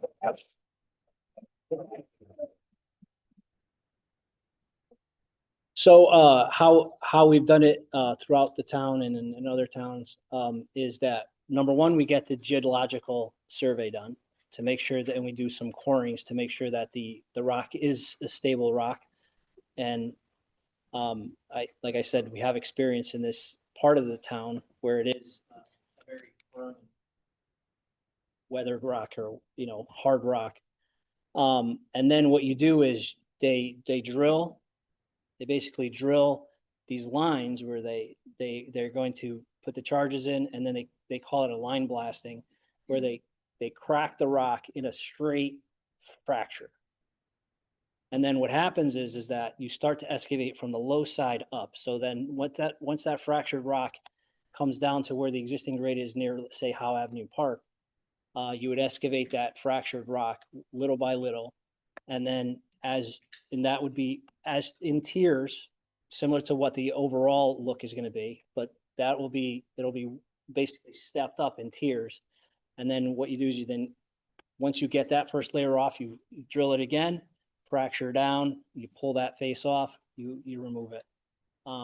So again, there'll be pre-blast surveys. There'll be a blasting permit done with the fire marshal. So everybody in the neighborhood will have a pre-blast survey where they take pictures. They ensure that what is before the blast is going to be the same after the blast. And if it's not, there's insurance policies that will cover that. If there's any damage, again, there's always. The protocol might be absolutely what is mandated and everything, but my concern would be, my question would be, what about the vibrations that something gets generated? Manny, let me handle this. On vibrations, one of the options a developer has is to do it mechanically. And instead of blasting, because everybody's afraid of blasting. I wish I could have invited all of you into my office. I'm in a 100-year-old bank building with granite walls, 12 inches of concrete. And people walk into my office now and say, how come all your pictures are all crooked? And I explained to them that, well, I do got to get around to straightening them out. But for 2.5 years, while they were hammering the rock and hammering the road, Route 34 in front of my office, inside the bank building, it shook more. I will tell you from experience that they couldn't blast out there, but if they could have, I would have encouraged them, because line drilling and blasting is a hell of a lot more convenient to neighboring properties than doing it mechanically with a power tool and an excavator coming down. And I'm going to give you something that actually happened, I think pretty much before any of you were on the commission. There was a serious issue with blasting and overblasting at the Brennan site on Riverdale Avenue. And there was going to have to be blasting down there. They were afraid because it was next to Lafayette School and Pop Warner and everything like that. So they developed a system where they would have to take the rock down, but it would have to be over 6 months. And they would blast only once. So the entire neighborhood gathered there. And they did line drilling. The first time before they did this, they hadn't done the line drilling. They did line drilling, what Manny talked about. And I was in the crowd along with everybody else in the entire neighborhood, Grove Street in that area, right near where this is. And they all turned around and said, when are you going to blast? And the blaster turned around and said, we just did. Because line drilling is not what you think of, blastering. And the rock shattered and they took care of it. And then what it was decided is they would ask them to accelerate the blasting with the line drilling because they would get the job done a lot faster and not have any of these problems anymore. So the bottom line is the developer can say, if you don't want blasting, we'll take it down with a hammer. It takes the developer a little longer. It stretches out the site plan. And believe me, if you're ever proximate to taking down rock or breaking it with a hammer as opposed to blasting, you would understand why it's preferred. The blasters, and that's correct. There is no, and the blasters can tell you, and there's much experience in this, when they're doing the correct line drilling, they reduce substantially any shock, anything, because they've done test borings to find out where the cracks are. But of course, I'm not volunteering Mr. Perry to do it mechanically, but I can guarantee you if he did it mechanically, there'd be a request into you immediately to blast it to get the rock done quick. So the line drilling is not going to be something where there's an earthquake in White Plains and we feel it in Shelton. Line drilling, no, line drilling is an effort to substantially reduce. It's more expensive than simply blasting. The blasting that was done behind Walmart, at one point, they did not use the line drilling and it caused some issues. The blasting along Route 8 that actually had a blast so bad that the rock went all the way to Bridgeport Avenue was done without line drilling, and that can cause a problem. So there are blasting that can cause the problems. Line drilling is done specifically, as one blaster told me one time, he would be comfortable enough doing line drilling and blasting the way they do it, because it's all concealed, with his grandson in the carriage, like. Attorney Thompson. Okay, so we're making it clear to people who come here and ask these questions. Each application that comes here and has an aspect of blasting, the public has the same concern. It's not this commission's position, nor should we be advising or commenting on the method in which that should be done. Okay? The fire marshal regulates blasting protocol. It's very strictly regulated. Okay? We don't make that decision on how applicants should be doing it, and no one on this commission should be making comments to that effect. Please proceed. Chairman. So on SP7, you can see that we have our underground gallery system, which is storing the water. And to the left, you have our vortex unit, which is the stormwater water quality unit, which will separate all this contaminants out of the stormwater coming off the site. And then we have our snouts there on the lower right, which is inside of each catch basin to collect any trash inside of each basin itself. I think that's my presentation.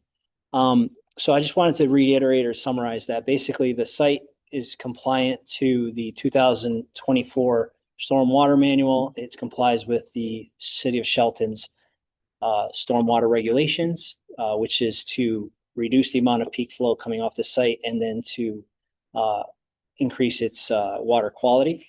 And that's it. And I'd be happy to take any questions.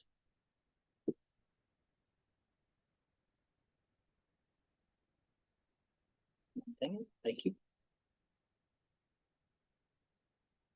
That concludes our presentation for tonight. Like I said, we are expecting a draft report, which we will submit as soon as it's received. I have a question, Attorney Thomas, is 36 units, these are for rent, right? These are rental No, apartments? these are not. These are for sale. These are for sale. These are for sale. Chicky, were you thinking of If you were answering yes, I was going to ask you how many were affordable units, but since they are purchased, I can't ask that. That's what I had my finger on the button there as well.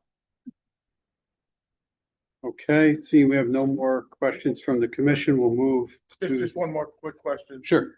Attorney Thomas, this is not an 830G application, is that correct? No, it's not. No, would have said so. Okay. We'll move forward to the public portion.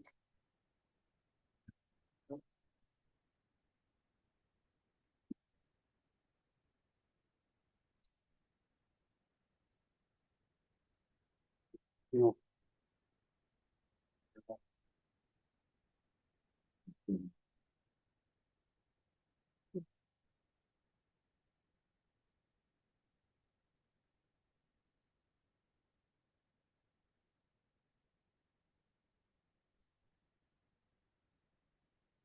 Mr. Lazat?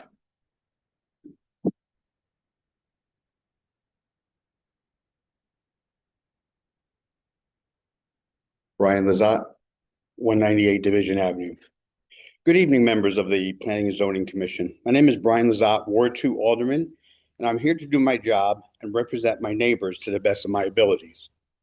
I am proud to represent Ward 2 on the Board of Aldermen. As we all know, downtown Shelton has gone through an historic boom in building, but with growth comes growing pains, and consistently do not feel like we have adequately addressed various concerns. I urge this commission not to make the same mistakes of the past when reviewing the current proposal in front of us. For starters, parking is the number one issue that Ward 2 residents bring to my attention.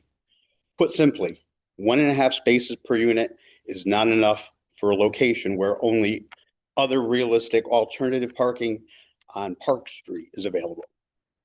Whereas other developments in the downtown area have benefited from having the spacious Conti lot within 1/4 mile, this property is far from that lot and not able to benefit. I urge you at least to consider a 2 space per unit minimum requirement to avoid future congestion and safety issues on Park Street. Secondly, excavation and possible blasting. It does seem like this property will require extensive work on existing rocky terrain, and I worry for neighbors directly abutting this property. I would encourage this commission to require the developer present an independent excavation risk assessment and blasting risk assessment before receiving any approvals from this commission. Additionally, I would request additional clarification and details from my neighbors in regards to what remedies they may have if blasting or excavation activities do indirectly harm their properties. Thirdly, I am disappointed to see a proposal for additional housing units that does not directly benefit the city's affordable housing percentage. Nobody likes an 830G proposal, and Shelton is susceptible to these proposals due in part to a lack of proper planning, much like this. Costs are rising, and housing costs are leading the charge. We must be thoughtful as a community, and ensure that we are building housing units that do not indirectly price our neighbors out of their homes. We must continue working on improving our overall affordable housing percentage so that we can avoid the threat of 830G in the future. Unfortunately, the current proposal as is, I cannot support. I hope that you will listen to the additional voices that will take the time to speak tonight and that you will take their concerns seriously. We all love this town and just want what's best for the future of our community. Thank you.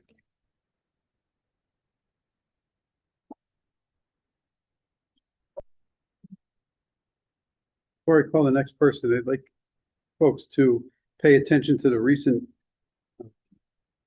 housing laws that passed in the state just recently that go into effect on July 1st.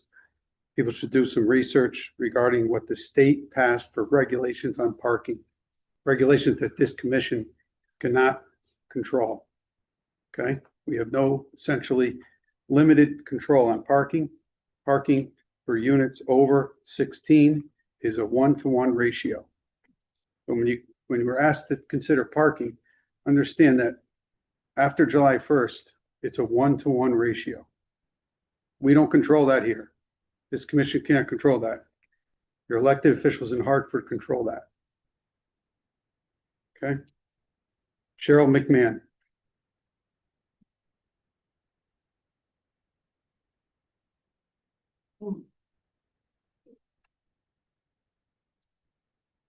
Evening, everyone. Can you hear me okay? My name is Cheryl McMahon, and I live on Brewster Lane, 1 block over from the proposed development area. I've already signed the circulating petition, but I also wanted to take the time to speak tonight and formally share my concerns as a resident of this community.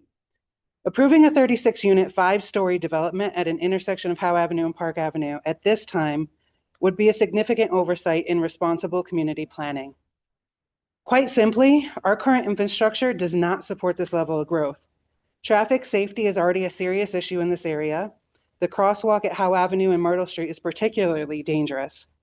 Vehicles routinely fail to stop for pedestrians, oftentimes our students at our schools. I see this firsthand. This is not just inconvenient. It is a real and ongoing safety risk. What makes this even more concerning is that those school bus stops are in that exact area. Children stand at this intersection daily and on multiple points on Howe Avenue. Without added safety measures, this becomes an even greater risk. At a minimum, we would need enhanced traffic controls, including dedicated crosswalk signals, before any expansion should be considered. Parking and enforcement, which I know you can't handle parking, but any challenges are parking and enforcement challenges are another major concern. We are already seeing overflow parking spill into surrounding residential streets. On Hull Street, for example, large commercial vehicles are now parked due to restrictions or lack of access elsewhere. We have people speeding down Brewster Lane to avoid congestion on Howe Ave already. One of the students going up the hill, which does not have a crosswalk, a walking path for them to go up, almost got hit last week. This is a clear sign that the downtown area is already operating beyond its capacity. We've been told that parking violations are handled by police department, but we've also been told by that same police department that they do not have the resources when contacted for parking challenges. So the question becomes, how will these issues be managed if the density increases even further? Before approving a project of this scale, the city must first present a clear and realistic plan to address traffic safety, parking capacity, and enforcement limitations. Without these improvements in place, this development risks making an already strained situation worse and negatively impacting the safety and quality of life for current residents. Plain and simple, growth without proper infrastructure isn't progress. It's a risk to safety and stability of our community. Thank you for your time.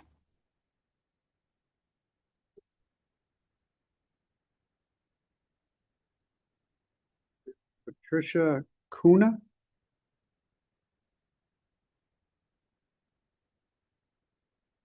Good evening. My name is Patricia Kuna, and I am speaking on behalf of my parents, Marek and Wiesława Kraszewski, the owners of the adjacent property, 3537 Park Street.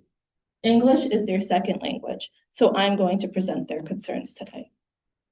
Our concern is that the proposal involves a level of excavation, structural complexity, traffic impact, and density that is simply not appropriate immediately next to existing homes in this location. The latest project materials now confirm approximately 13,200 cubic yards of excavation, a proposed 36-foot retaining wall, and blasting. At the same time, we now know that no soil borings or rock quarries investigations have been completed. My parents' home was built in 1930, and many nearby homes were built in 1920. These are older structures with traditional foundation systems. They are not modern, reinforced foundations. This is also an investment. This is not an investment property to my parents. This is their only home, and multiple generations live here. We are deeply concerned that once this level of excavation and rock work begins directly adjacent to these homes, some impacts will not be reversible, no matter how much insurance there is. We are concerned that while revisions were made in response to portions of the city engineer's comments, there still has not been clear explanations regarding how abutting properties and very closely neighboring properties will actually be protected during excavation and retaining wall construction activities. In addition, the Howe Avenue and Park Street intersection is already difficult and unsafe, which was further reflected today during the presentation that we listened to. That is part of why we are so concerned about adding a 36-unit, 5-story development at this specific location. Parking on Park Street, which I know we already addressed, is a problem. And additional fire lanes may further limit parking in this area. We believe it is important to recognize that nearly 400 residents and community members have now signed the petition expressing concerns for this project. Given the scale of the excavation, the unresolved engineering uncertainties, and the potential permanent impact on the neighboring homes and public safety, I respectfully ask the commission to deny this proposal.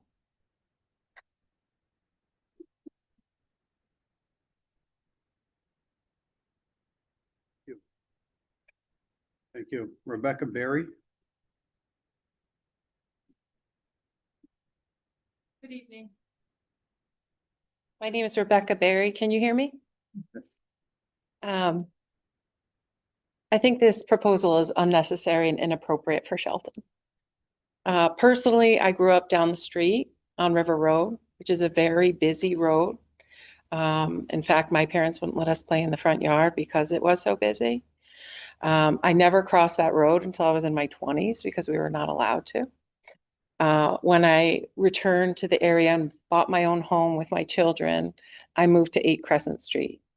You are the Planning and Zoning Commission.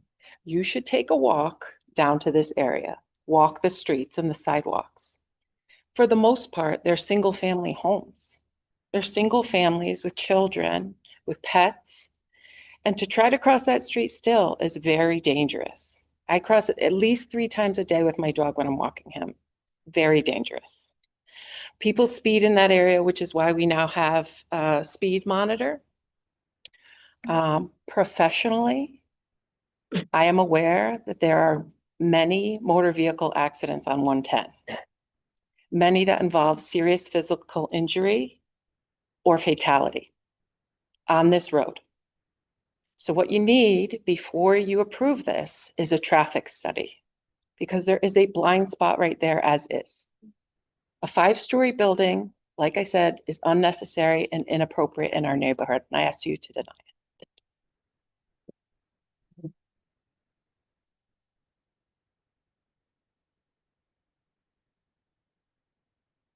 Allison, Biex. Beal. Antonella. Biele. My name is Allison Beal. I am Rebecca's neighbor. I live at 12 Crescent Street. I have no prepared notes, but I am against this rezoning for all the reasons that my neighbors have already said. And also I feel like it's going to lower property values. It's an old historic neighborhood with a lot of single family houses. There are a few multifamily houses, but they are houses. They are not apartment buildings. And having apartment buildings across the street or down the road, even those are not huge buildings. The condos across the street, we're not talking about putting 40 or 50 families inside a less than an acre in a tiny historic neighborhood. So I will ask you to turn this down. That's all. Thank you.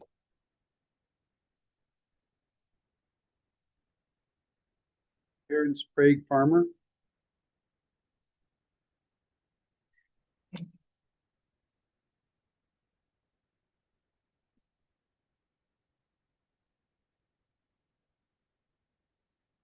Hi, my name is Karen Sprague Farmer. I'm not feeling well. My neighbor is going to speak and say what we want to say in our neighborhood, our area. Hi, I'm Chrissy Dominguez, ChrissDominguez. I live on 18 Spring Street. I am Karen Farmer's neighbor. Good evening, members of the Zoning and Commission. I am a concerned resident that lives 1 block away from the building site. I am formally voicing my opposition of building the proposed development planned for my neighborhood approximately half a mile from downtown Shelton. While responsible growth and development can benefit our town, this proposal represents the continuation of a troubling pattern of overdevelopment that prioritizes luxury housing over the actual needs of current residents. Downtown Shelton has already experienced a rapid increase in luxury apartments and condominiums that have done little to address housing affordability for working families and long-term residents. Instead, these developments risk gradually displacing local residents and changing the character of our community without meaningful public benefit. Beyond concerns regarding affordability and neighborhood character, there are serious infrastructure and public safety issues that cannot be ignored and have already been addressed several times. The roadway serving this area is already heavily congested and increasingly dangerous for drivers, pedestrians, cyclists, and families. Adding a large-scale residential development of this size will significantly increase daily traffic volume, worsen congestion, and create additional hazardous conditions on roads that are already strained beyond reasonable capacity. Equally concerning is the condition of our existing infrastructure. Shelton's sewage and utility systems are not adequately prepared to support the substantial increase in population density associated with another major luxury development. Before approving additional high-density developments, please, the city should first demonstrate that critical infrastructure systems can safely and sustainably handle current and future demand. At the same time, many essential needs of existing residents continue to go unaddressed. Our neighborhoods lack sufficient investment in community-centered resources, such as safe and modern playgrounds, public pools and family recreation spaces, family-friendly facilities and programs, properly maintained sidewalks, which, by the way, Park has no sidewalks. So how are you going to fix the sidewalks that don't exist and expand the road to allow sidewalks to be there in the first place? Residents should not be asked to accept another large-scale development while basic community infrastructure and quality of life concerns remain neglected.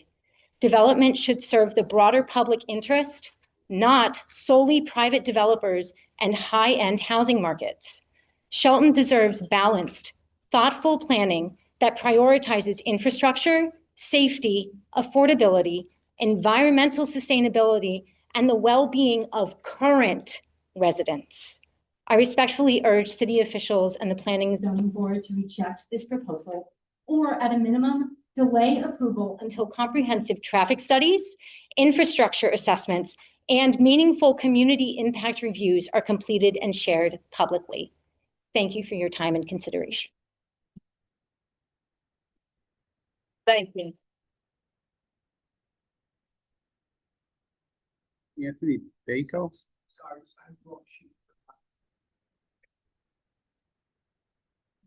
Walter Korting?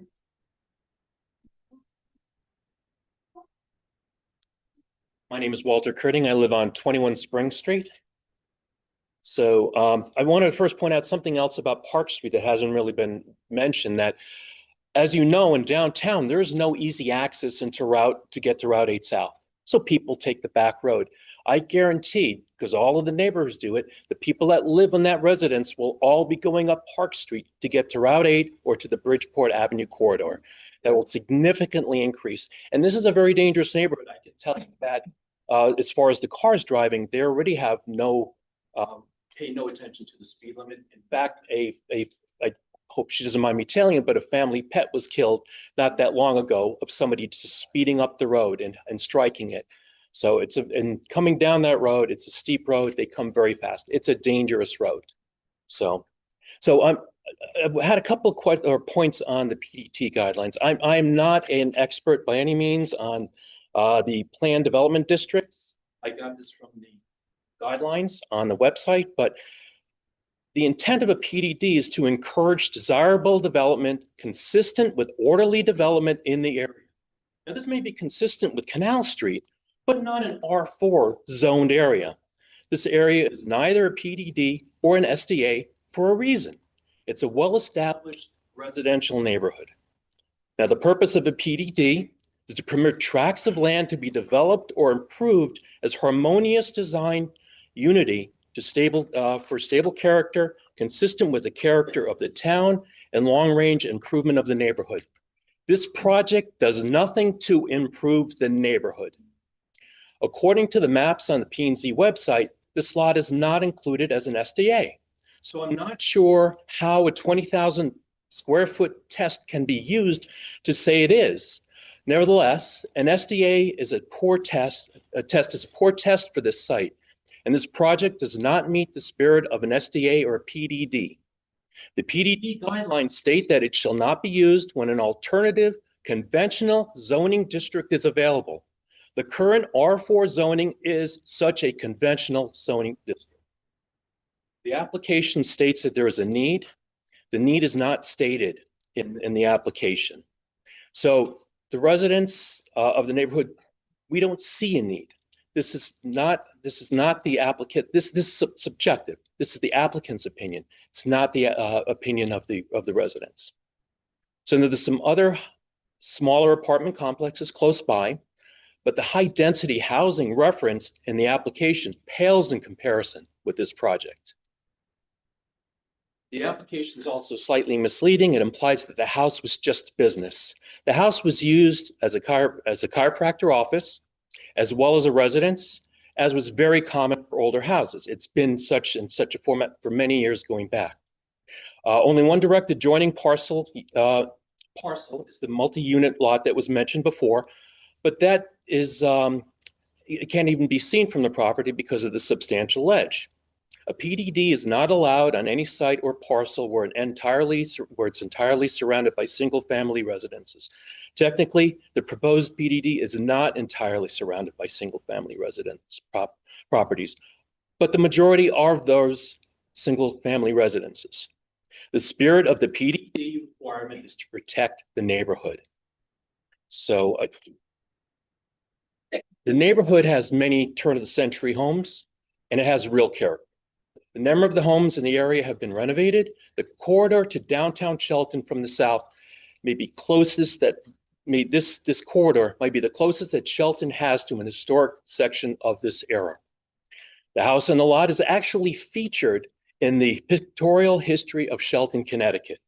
Destroying the house would be a tremendous loss to the area and to the entry to the downtown Shelton. It has significant significant and historical emotional value. Thank you.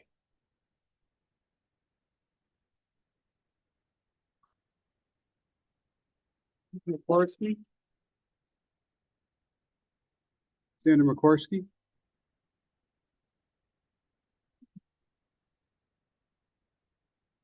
Good afternoon to the Shelton Planning and Zoning Committee. My name is Sandra McCarsky. I am a current tenant at 37 Park Street in Shelton, and I wanted to share my perspective as someone who currently lives in the neighborhood there. One of my biggest concern is the proposed development at 126 Howe Avenue.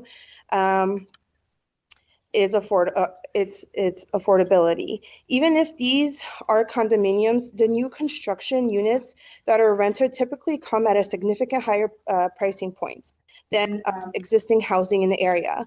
Living here has been one of the few affordable options for me in Shelton. As someone who's raising a young family, having access to a stable and affordable housing is extremely important.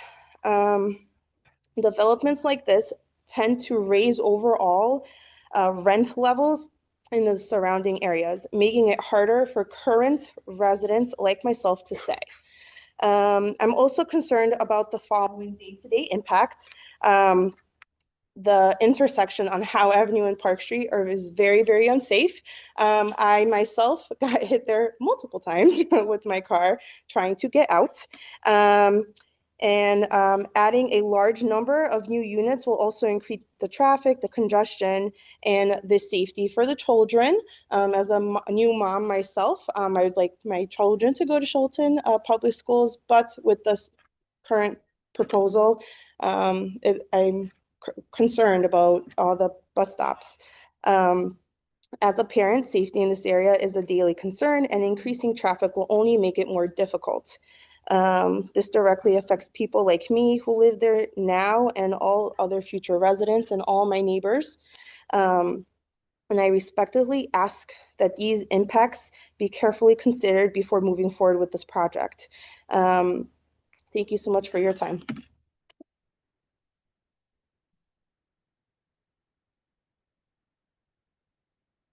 Castro, is there anyone online who would like to speak?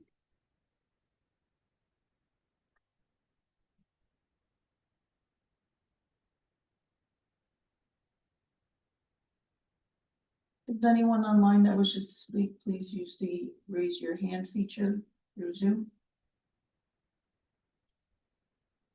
No one's online. Hold on, Mr. Harbison, you're up. Perfect timing, sir, as always. Won't be repetitive. Tom Harbinson, Shelton, Connecticut. I first want to just give some history from my long knowledge of serving this community. I want you to consider the past. Regarding a pre-blasting inspector, please ensure that they are licensed in Connecticut. For the Mohawk Drive development that's going through site preparation right now, I discovered and had to point out to public officials that their inspector from New York was not set to conduct business in Connecticut. I know you've corrected that.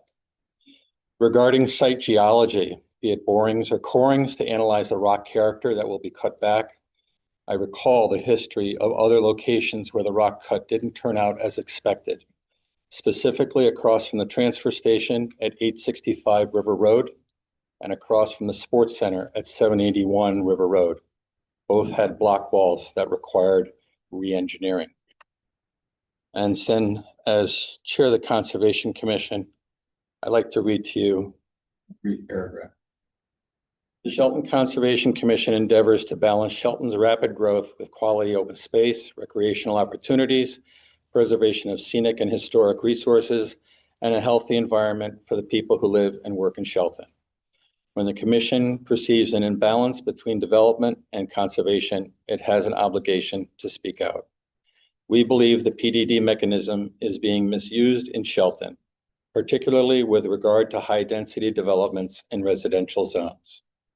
The intent of a planned development district is to encourage and accommodate unique and desirable development that will be considerate with the long-range orderly development of the area. When used responsibly, planned development districts are an effective tool for developing key properties in a flexible manner that would otherwise not be allowed with the underlying zone. The resulting construction should be a win-win for both the developer and residents. There is, however, an economic incentive for developers to employ this tool in a manner that benefits the developer at the expense of the community. The Conservation Commission believes that such PDDs must be denied. This is a position statement that the Conservation Commission developed and has continuously posted on our website since December 3rd of 2014. Thank you.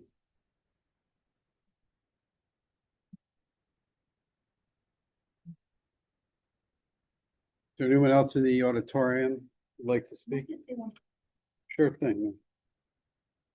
Say your name again. I'm sorry, one last concern was that if this. Just speak it. Oh, sorry, my name is Allison Beal. Yep. Again, I live at 12 Crescent Street. One of my biggest concerns is if this is approved, that will not be the end of it. It will be just the beginning of changing the neighborhood. And every house that goes up for sale will come up for a new rezoning for a developer. So that's it. Thank you. Thank you.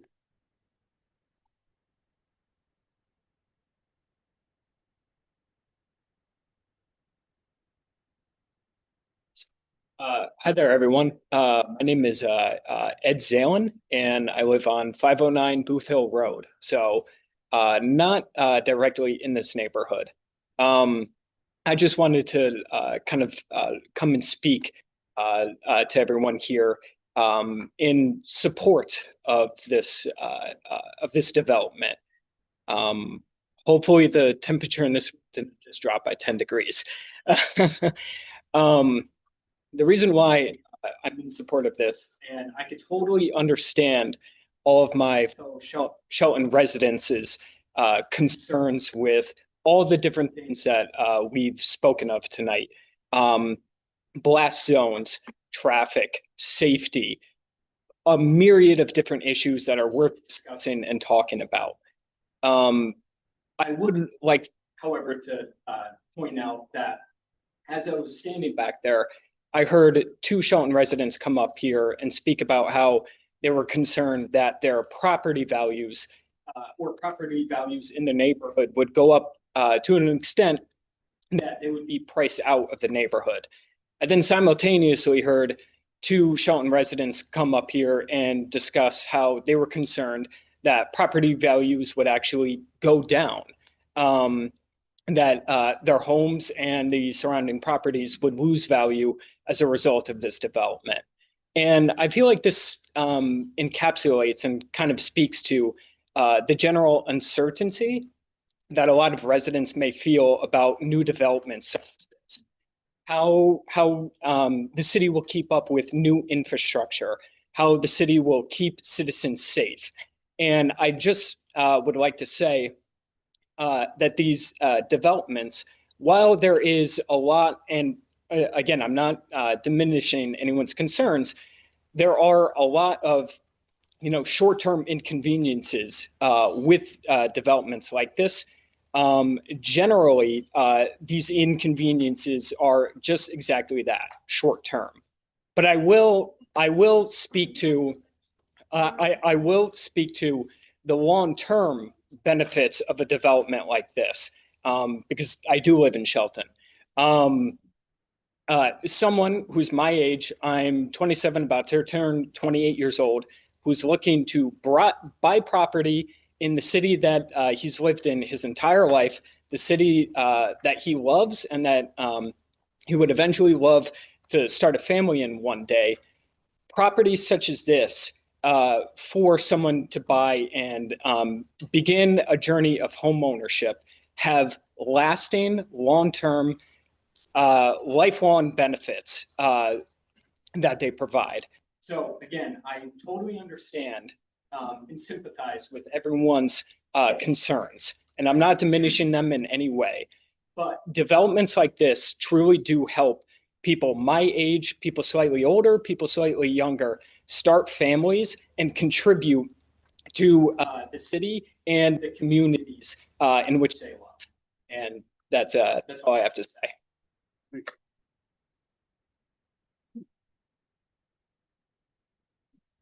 Come on up, sir. What's your name?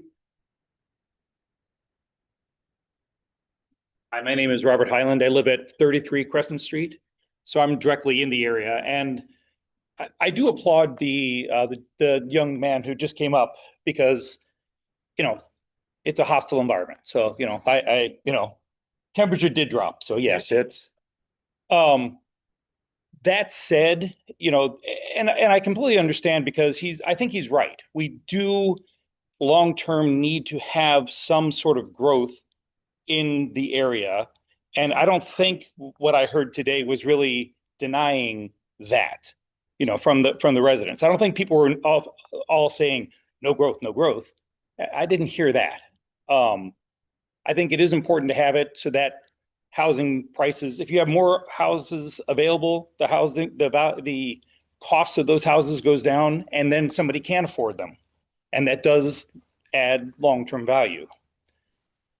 The difference here is that when I live right around the corner from where this is proposed to go up. And when you look at the place where it is, and I've heard other people say this or something similar to this, they're all houses. They're all individual houses in the area. And that's what they're going to take down as an individual house. Just think, I'm assuming that most of you probably live in a house. If you took down your house and on your same property put up a thing with 36 units, what would that do to the people around you? Even if there's no blasting, even if there was no other issues like that, how does that impact, house, big giant building, house, that's going to affect the neighborhood and the people who live there. So, and I heard somebody over here say, and I thought I was going to have this thing, but they said it before me. Go and visit, walk over to this area, go look at that house, and then take a picture of that thing and put it in front of you and go, that's one of these things is not like the other. So it's not about no growth. if they wanted to put in something that was more reasonable, I mean, you know, my other neighbor here was talking about, you know, the history of that house. I don't know the history of that house as well as some of the other people do. My house was built in, I think, 1918, something around that time frame. So it's been there for a long time. So it would absolutely, something like that would absolutely affect the neighborhood, the people, the environment that we live in. Other people have also mentioned the traffic. Traffic study would have to be done. I guarantee you're going to have a traffic light or something there if you're going to add that many more cars that are going to permanently be parked right there. And that intersection, forget about just the rock that's there. We got to, you know, we got hit from behind when we were pulling into that intersection right there. Because when people are coming around, they're flying over there, they can't see, boom, then they hit you. And that happens often. So I don't know if there's a way to do an assessment like that to find out what that all would look like. How can we control traffic there? How can we control, and what would have to be put in place? Let alone for, you know, my kids now have gone out of grade school, so they don't have to go on the buses anymore. But I had other things, but I think that's the main thing. So thank you, guys. Sure.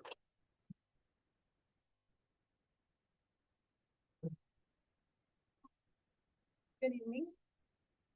My name is Jeanette Martinez, and I've been a resident of Shelton Park Street 16 years. I have been the witness of many accidents in the corner of Howe Ave and Park Street. My kids' bus used to pick up the kids there. We almost got hit a few times.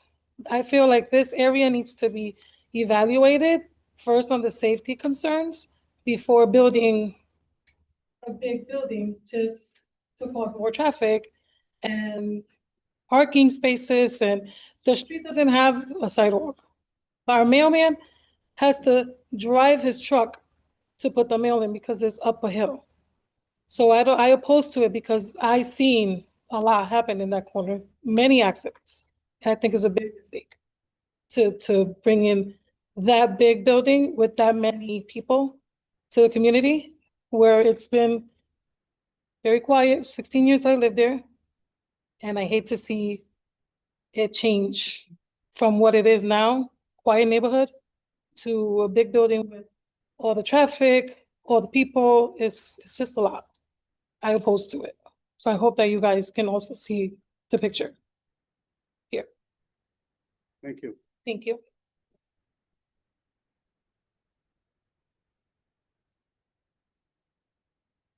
Hey, Thomas, do you have any, There is someone who has their hand raised online. oh, thank you, Commissioner Pickney. I'm in Sarah Munter. Hello, my name is Sarah Muntner, and I live over at 2 Highland Avenue, just a couple of streets away from where the proposed building is. My major concern with this project is the safety. Every few months, we are always hearing about a new accident or somebody crashing into a utility pole, and we just have houses and condos over there at this time.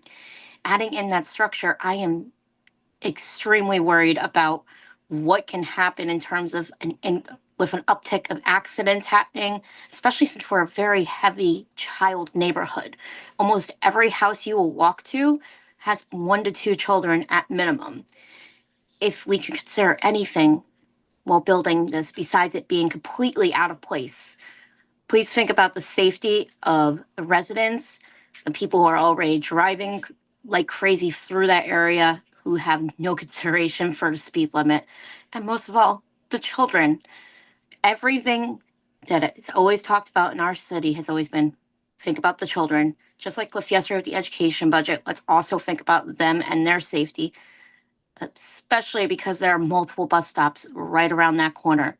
Nobody stops for those buses. Why are they going to slow down? Because there's cars trying to get in and out from a new building and parking structure. Please just think of that. Thank you.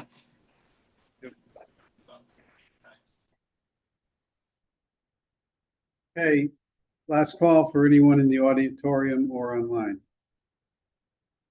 Okay. No. Attorney Thomas, sir. Speak twice. Sure. I'm an old man. Well, then Over my age. I'll let you start all over again. I'm putting in mind of a Bible verse. If you could It's just in state your name, Ecclesiastes. sir? Oh, Joseph Pratt, 217 Beardsley Road. I've been in my Bible for over 70 years. Ecclesiastes 10:18, 19.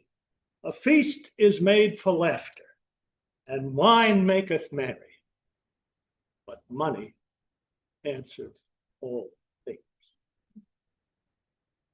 The proposal you have in front of you is all about a buck. These are wealthy developers. They bought a piece of land.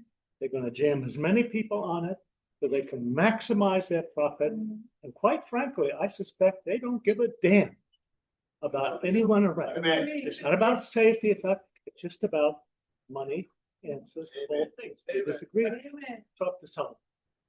Now, I hope, as an old man who's seen a lot of things, that you people really do have a heart for your constituency, and that you are not all about.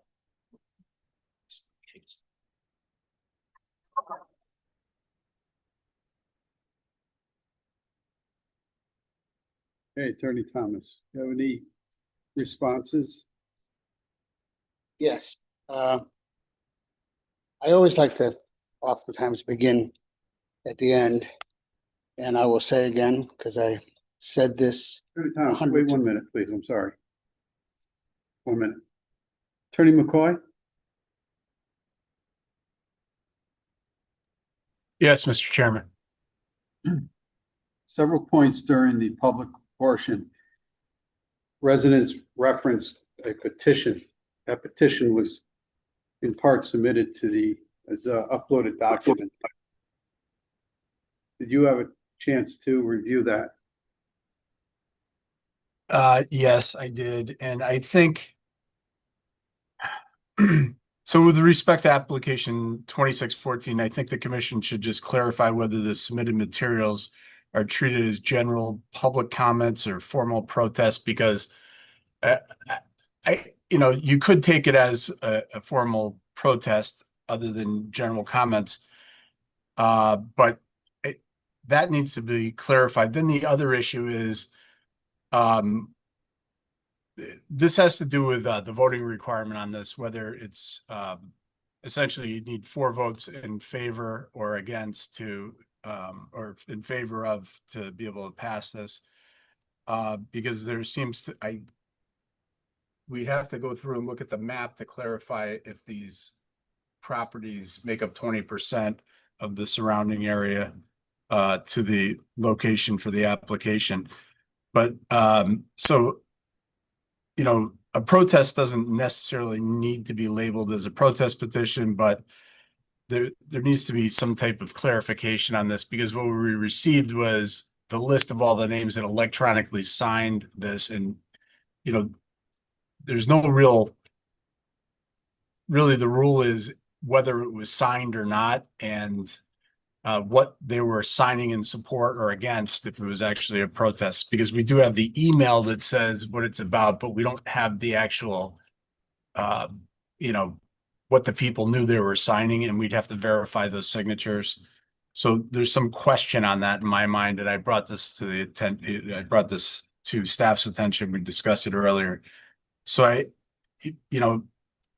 suppose you could assume this is a protest petition, but we don't have the thing that people were electronically signing. That brings in the sub issue of who is signing and if they were actually, verified signatures. So there's a question on that in my mind, and it changes your voting, like the number of votes for and against on the application that are needed to pass it.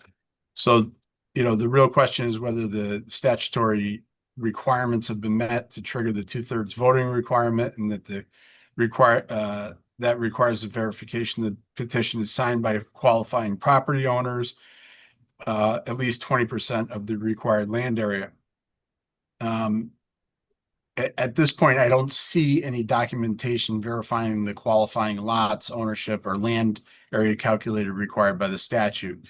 I also see there's still a legitimate question regarding the use and verification of the electronic signatures. Now, today, you know, on a lot of legal documents, we can electronically sign things but that requires that's on a different, under a different section, 1-267, and that has to do with how long you keep the materials and what the verification is, and that's more for like conforming something with an acknowledgement on a qualifying document. So I have some question on that, and it doesn't appear to be clear guidance on that in the statute. So, you know, the easier issue, I suppose, is it, you know, are these really what the people were signing on?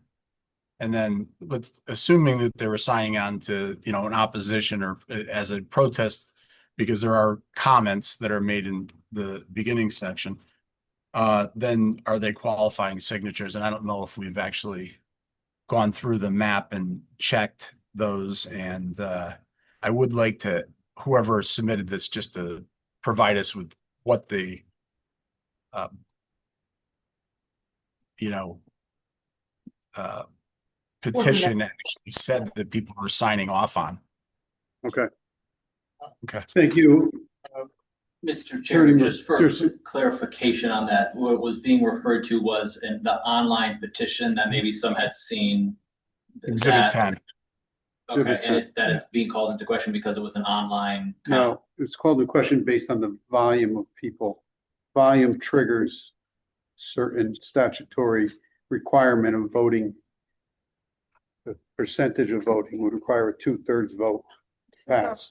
Well, the zone, we always, 4 out of, Well, would be for a zone change. I think it's important to understand, before we get down the rabbit hole, is, first of all, number one is, as Attorney McCoy said, it does not in any way, shape, or form qualify as a protest position, because you have to identify the properties you own. But the other thing that you do, the protest petitions as it existed never had an impact on the Planning and Zoning Commission, because the Planning and Zoning Commission is stuck with six members. So at 6 members, in accordance with the statute, every time you pass a zone change, which a PDD is, you must have the majority of the members on the commission, not the majority of the members sitting here, the majority. So that's always 4. So when people would say to me, we're going to file a protest petition in Shelton, I would say, you know, go ahead and do it. I don't care, because it's 4 before the protest petition, 4 after. The other thing you've got to realize is that 25-1 changed the law. Instead of 20% in a protest petition, it's got to be 50% of the property owners within 500 feet. And then, and they put this in the law, and I read it twice, then all that does is say it must be a majority of the members of the commission. So no one knows why they made that change, because all they did was go back to the regular law, which is when any PDD, you have to have 4 votes from this commission, because 4 votes in a 6-member commission is the supermajority, 2/3. Yeah. But it also, Yeah, but whether supermajority. they qualify or not is another issue, and it has to do with subsequent issues that could come up. So I'm just bringing that to the commission's attention. You can take it as a comments by the public, but again, we don't really know what the underlying petition was for. So I think it's an important issue. Like, The public information that came into our office missed the actual message within the petition. What we received was only an Excel spreadsheet attached to a separate email explaining additional information, updating from a previous comment that they had put in. So if the person is here, if they're watching, or I will reach out tomorrow, if you can just, from the actual website, include that in. We can, whoever submitted, they want to update it, they can connect with staff and update it. Okay? Attorney Thank you. Thomas, please proceed. So to respond in beginning at the end, was interesting. I have said this before, the commissions. I've done this for quite a number of years. I'm sure some of you have the opinion too many years, but I've represented a lot of developers, and I have not met one developer, not one of my developers, who have said, I don't want to make money. Every developer wants to make money. That's why they do what they do. And if they didn't do it, believe me, I wouldn't represent them because they would be nuts. So the issue that I think, and I'm just going to leave it at that, not to demean the developers in such a fashion as was done, who have worked in Shelton for a number of years, Mr. Perry being one of them, another one over there, Mr. Stanziel, who have developed enormous success in downtown, the Route 8 corridor, the River Road corridor. To demean them, to say that that's all they're interested in is their own money and they don't care about the community, is frankly offensive. I will end it with that. And by the way, for those people who don't think they think about the community, the next time you look at your tax bill and are pleased that it's lower than surrounding communities, they're the ones, some of the ones you can thank. But getting to the issues at hand that were stated, and there were certainly a lot of issues that addressed the issue of traffic, and that's why we are going to have a traffic report done. We hoped it would be done by today, and we're going to be able to address it. The other thing that was mentioned 2 or 3 times, and I do have it on my phone, but my phone just shut down. There is a sidewalk. I can show you the picture of it. I went on Google Earth. There's a sidewalk on Park on the side of this property and a sidewalk on We need to. Folks, quiet, please. You had your opportunity to speak. On Google Earth, there's a sidewalk on the corner, okay? The picture of the sidewalk that was identified by your city engineer that had to be improved. The other interesting issue that was, there's no point in discussing the blasting, that at all, we've addressed it. The other issue is the issue of the increase in housing, the young man who spoke up, but also the others. Remember that these are for sale. These are going to be 1 and 2 bedrooms. These have no amenities. So these are going to fit into that category of affordable small a, meaning as opposed to affordable big A, which is 8-30G or something along those lines that have a deed restriction. And you can't spend time, you wouldn't want to spend time, the amount of time that I spend going through all housing research and everything like that. But like the middle housing bill that you're contending with, the bill that advocates middle housing, 2 to 9 units in certain areas, that's an effort to bring in more housing that creates a situation. And these homes, I don't care what you say, that without the amenities, they're going to be considered starter condominiums where people are going to be able to buy. You're going to have, if you do have children, they will be in the 0 to 5 age group. This is statistically proven. So they will have a natural affordability in them as a starter home, as was expressed. On the issue of parking, correctly pointed out, there have been some statutes, but there's also numerous parking studies. The statutes that generated the parking law, the backup for the parking regulations related directly to empirical studies shown on parking for multifamily. I think that there certainly is a sufficient amount of parking based on those studies. A lot of the other comments were obviously referencing existing conditions with respect to traffic and speeding that exists right now. We are doing the traffic study, so you are going to find out certainly the number of units is going to generate more traffic than the simple, whatever it was, chiropractic building with an apartment. There's no doubt at that. But there's also going to be substantial improvements to the sidewalk, improvements to the line of sight. And the traffic engineers will address issues whether or not there are other things needed, such as a crosswalk, have done. Improvements that are then produced by the developer, not by the town, rather than waiting for the town. I do want to comment on Mr. Harbison's comment about the two places where the rock shed, I will tell you, I was involved because I ended up representing the homeowner who's had a cliff in front of him. And the reason that was that in that case, no borings were done. The engineer, who was an engineer you respect, recommended to the developer that he do borings before he began blasting and doing, and the developer did not. And that caused a problem. That's why Manny Silva talked about doing borings before anything. The other thing that is in the exhibit that I presented for you, it is an area of, frankly, of more substantial multifamily, higher density condos and apartments than really, if you stop and think, older area of that in Shelton, there's no other really like it. I can't think of any other area, especially when you're heading out of town on either 110 North or 110 South, that has this many apartments. In this area, when you travel down here, there are smaller apartment buildings, but this one, as we showed you, have a substantial number of condos and apartment buildings in the general area. So I think that that creates the issue that, yes, there is to the west of the property, there is a majority of single family. To the south of the property, besides condos, there are multifamily, 2, 3, and 4 family units. So it is a very mixed residential units, and I believe this will fit into the character. I don't believe it will have any impact. Somebody can do it on rents in the area. These are going to be sales, and certainly it's been proven empirically.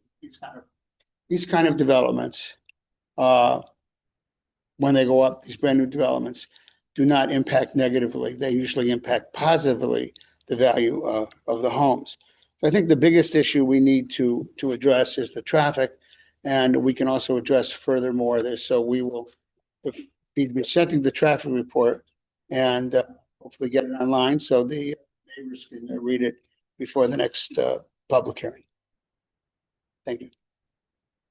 Attorney Thomas, do you want to address whether or not this is a STA zone or not? Or Yeah, I don't believe it. The area of the SDO, and it talks about the River Road corridor, okay?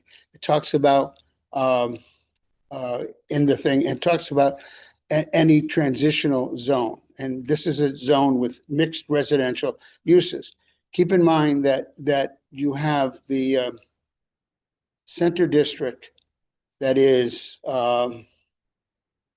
I don't know, less than a quarter of a mile. It stops at Route 8, it goes right up to there. And then you have this portion, even though it's called Howe Avenue, which is really part of River Road. River Road begins at what do you call it? But it is that area there. And if you look at it, it addresses that corridor and addresses the ability to have PDDs along that corridor. And that it's the same way where it has PDDs along the Bridgeport Avenue corridor. Okay.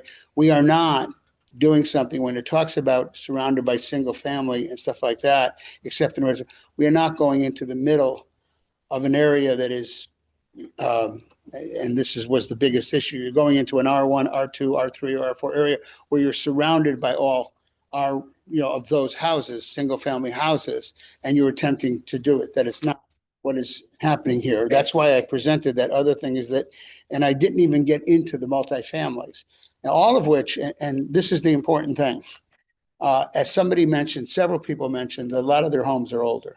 I grew up in a 2-family built in Derby in 1911. I'm sure a lot of the multifamilies and everything, all those multifamilies that were done, they housed in the 30s and 40s and 50s, many families, 2 families, 3 families, 4 families, 6 families. They were all made pre-existing non-conforming when you laid an R4 zone or an R3 zone or an R5 zone on them because you were not providing for multifamily. So I think the zone is truly transitional as the use, and it actually has condominiums and apartments in the area. Okay. down just south of here is you label it here as multifamily. Isn't that the Shelton Senior Housing? That is the city, yeah. How many units that is? 40. Believe I don't want to get caught in. I think it's like 42. What are those? What kind of units are they? Are they single units? Are they double unit? What are? There's the two long buildings. I can't tell you without looking. I can certainly get that information and provide it to you. Yeah, there's I think the one across the street is 30-something units. The multifamily across the street, the one next door is 12, I think it's 12 units.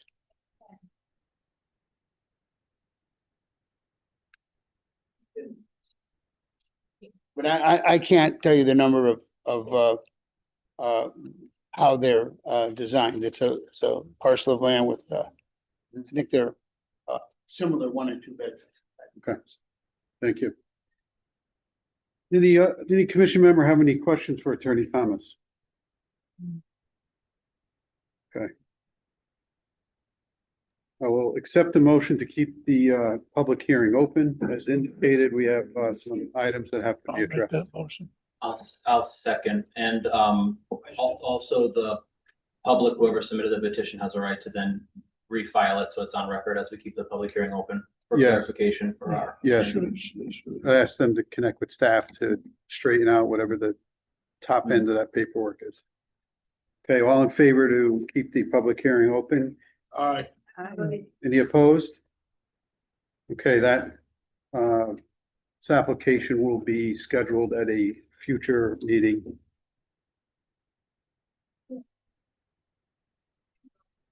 You had one question.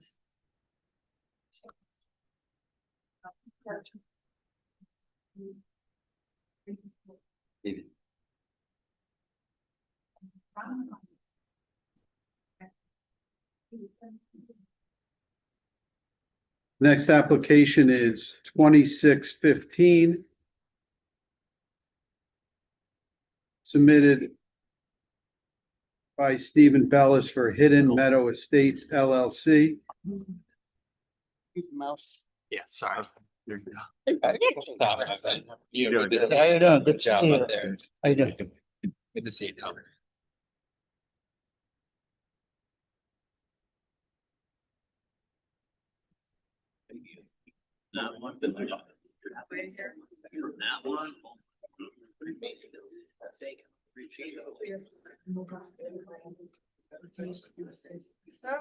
Folks, if you're looking to continue your conversations, please step out in the hall. We have still quite a bit of an agenda left tonight. Thank you.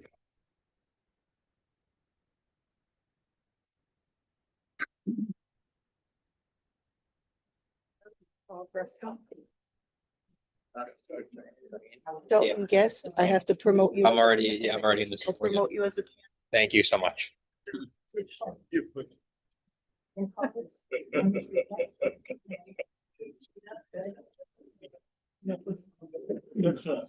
there. I'm doing real good. You're on the right side. Yeah. This is 3 weeks. This is good. I have that.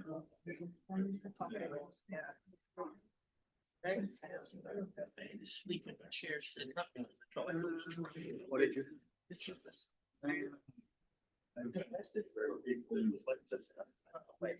I can really just sit there. You know, good pressure. Oh, geez.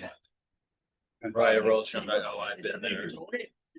I used to have the worst seasonal allergies, so I would get a sinus. Okay, the next item on the agenda is application 2615 submitted by Stephen Bellis for Hidden Meadow Estates LLC. Yeah. The application involves 2 parcels. 21 Jonathan Lane, approximately 1.75 acres, and 0 Beardsley Lane, approximately 23.9 acres.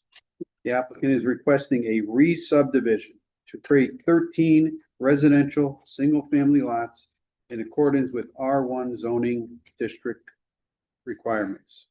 Ms. Castro, do you or Mr. Ganji have any initial comments on this application as submitted? I do, just for the commission's awareness. The applicant is scheduled to appear before the Inland Wetlands Commission tomorrow, so no comments from Inland Wetlands were available at this time. Also, the city engineer noted in his May 12th letter that he's still awaiting some revised maps following his meeting with Mr. Kowalski, And while the anticipated revisions are expected to be minor, and Mr. Kowalski will address them during his presentation, staff wanted to make the commission aware of that, that this was still pending. So we would be requesting that you keep the public hearing open for this.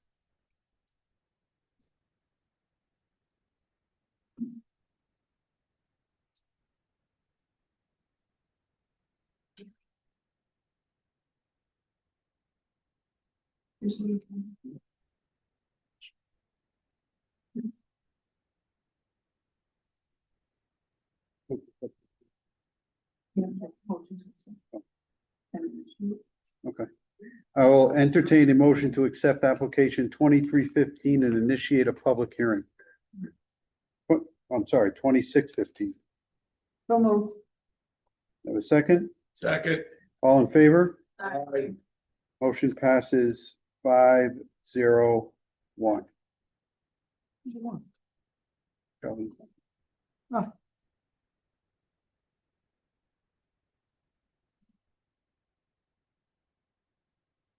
Commissioner Motto, would you please read the legal notice for this application into the record? Initiation of application 26-15, Stephen Bellis for Hidden Meadow Estates LLC at 21 Jonathan Lane, Assessors Map 162, Lot 10. Consisting of plus or minus 1.75 acres and 0 Beardsley Road, Assessors Map 132, Lot 1, consisting of plus or minus 23.9 acres for a re-subdivision to allow 13 residential single-family lots following the R1 zoning district requirements. Plans entitled Hidden Meadows Estates, prepared by C&K Engineering, dated March 6, 2026, are on file in the Planning and Zoning Office. The property is generally bound as follows: northerly by 15 Jonathan Lane, easterly by 175 Beardsley Road, southerly by 116.5 Beardsley Road, and westerly by 22 Beech Tree Hill Road. Thank you. Ms. Kasha, will you please read aloud any exhibits in the file and advise the commission whether any additional materials were submitted for the record within the 24 hours prior to this meeting? Application was received on April 17, 2026. Exhibit 1 are the Hidden Meadow Estate Plan Set. Exhibit 2 is the engineering report. Exhibit 3 is the statement of uses. Exhibit 4 is the schedule and legal description. Exhibit 5 is the abutter list. Exhibit 6 is the abutter notification letter. Exhibit 7 is the sign posting photo. Exhibit 8 is the certificate of mailings notification letter. Exhibit 9 is the certificate of mailing public hearing notice. Exhibit 10 is the Montauk Valley Health District approval letter. Exhibit 11 is the notice of the hearing. Exhibit 12 is the fire marshal review. And exhibit 13 is the city engineer review. I also just want to know I received a email this afternoon from the Conservation Commission Chairman. If I can just read it in, just so you're aware. Thank you. In anticipation of your agenda item tonight, a follow-up on our brief conversation yesterday, the Conservation Commission did not have a meeting in May to formally render its opinion letter on the subject application. However, the applicant, John Pulowski, did attend a January 7, 2026 meeting prior to the application being formally submitted to our commission. The consensus of the Conservation Commission was to endorse the application, and there is a link that is timestamped to the January 7th meeting. We'll be expecting a formal letter in the coming days, and this will be posted online if anybody wants to be able to click and watch that. Thank you. Mr. Pulaski, how are you? Thank you. Good evening, Mr. Chairman, fellow commission members. Can you all hear me? Perfect. Okay, my name is Chris Pulaski. I'm a licensed professional engineer in the state of Connecticut. I'm the owner and principal of C&K Engineering. Office is located at 415 Howe Ave, here in Shelton. Here to talk about Hidden Meadow Estates. First off, I just want to disclose that I am related to the owners and applicants, but I have no ownership in the property and have no stake in the property. This is actually the second part of Hidden Meadow Estates. I don't know how long some of you have been on the commission, but the first part of Hidden Meadow Estates subdivision is Beech Tree Hill Road. That was constructed, approved, and reviewed by this commission back in 1999 in the early 2000s. So that consisted of essentially, if you're looking on the screen off of Pine Tree Hill Road, there's a cul-de-sac that comes up and meets the applicant's property with a cul-de-sac that ends, I believe it's 3 Beech Tree Hill Road is the property that is abutting the project site. So this is kind of a rarity in Shelton. This application is for a standard R1 subdivision. We are going forth with 13 single-family residential building lots.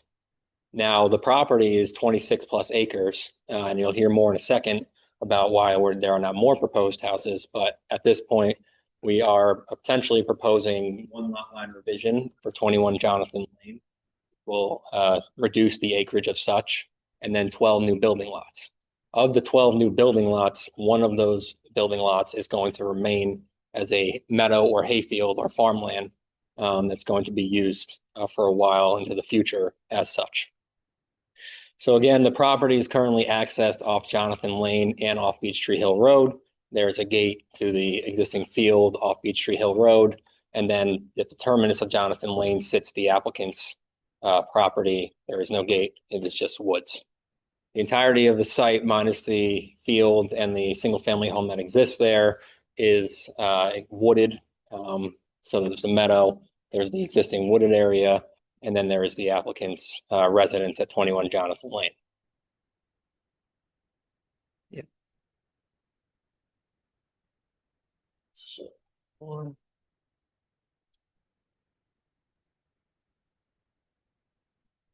on the screen is the site plan. Again, the project proposes 13 new single-family building lots. There will be a roadway extension from Jonathan Lane, the terminus, out to Beech Tree Hill Road. In the original Hidden Meadow Estate subdivision, it was about 54, a little less than 50, a little over 50 acres, but less than 55. I don't know the exact square footage at the time. And they essentially, at that time, planned for this expansion to happen in the future. So all of the utilities, drainage, and everything, which I'll get to in a minute, are currently stubbed in the cul-de-sac of Beech Tree Hill Road in anticipation of the connection out to Jonathan Lane. The first thing I want to hit on is the open space. So in the original application back some 25, 30 years ago, there was over 11 acres of open space given for the entirety of the parcel. So that is over 20% of the original parcel size. It's off the screen now, but there's a significant buffer along Jones's family farm to the south. And there's also a significant piece that is located kind of south east of the property. There's also another piece of open space located to the northeast of the property. So that fulfilled the open space requirement for the entire subdivision at the time. From that application, this application, any future applications on this piece, the open space has been satisfied. Now you're looking at the map and wondering, why is there an additional 4.5 acres of open space proposed? So at the current juncture, there is discussions and negotiations ongoing between the city of Shelton, the applicant, and Jones's Family Farms to purchase additional open space from the applicant. So there's 4.54 acres of open space proposed as part of that application. That is above and beyond the requirement, what was already deeded, et cetera, et cetera.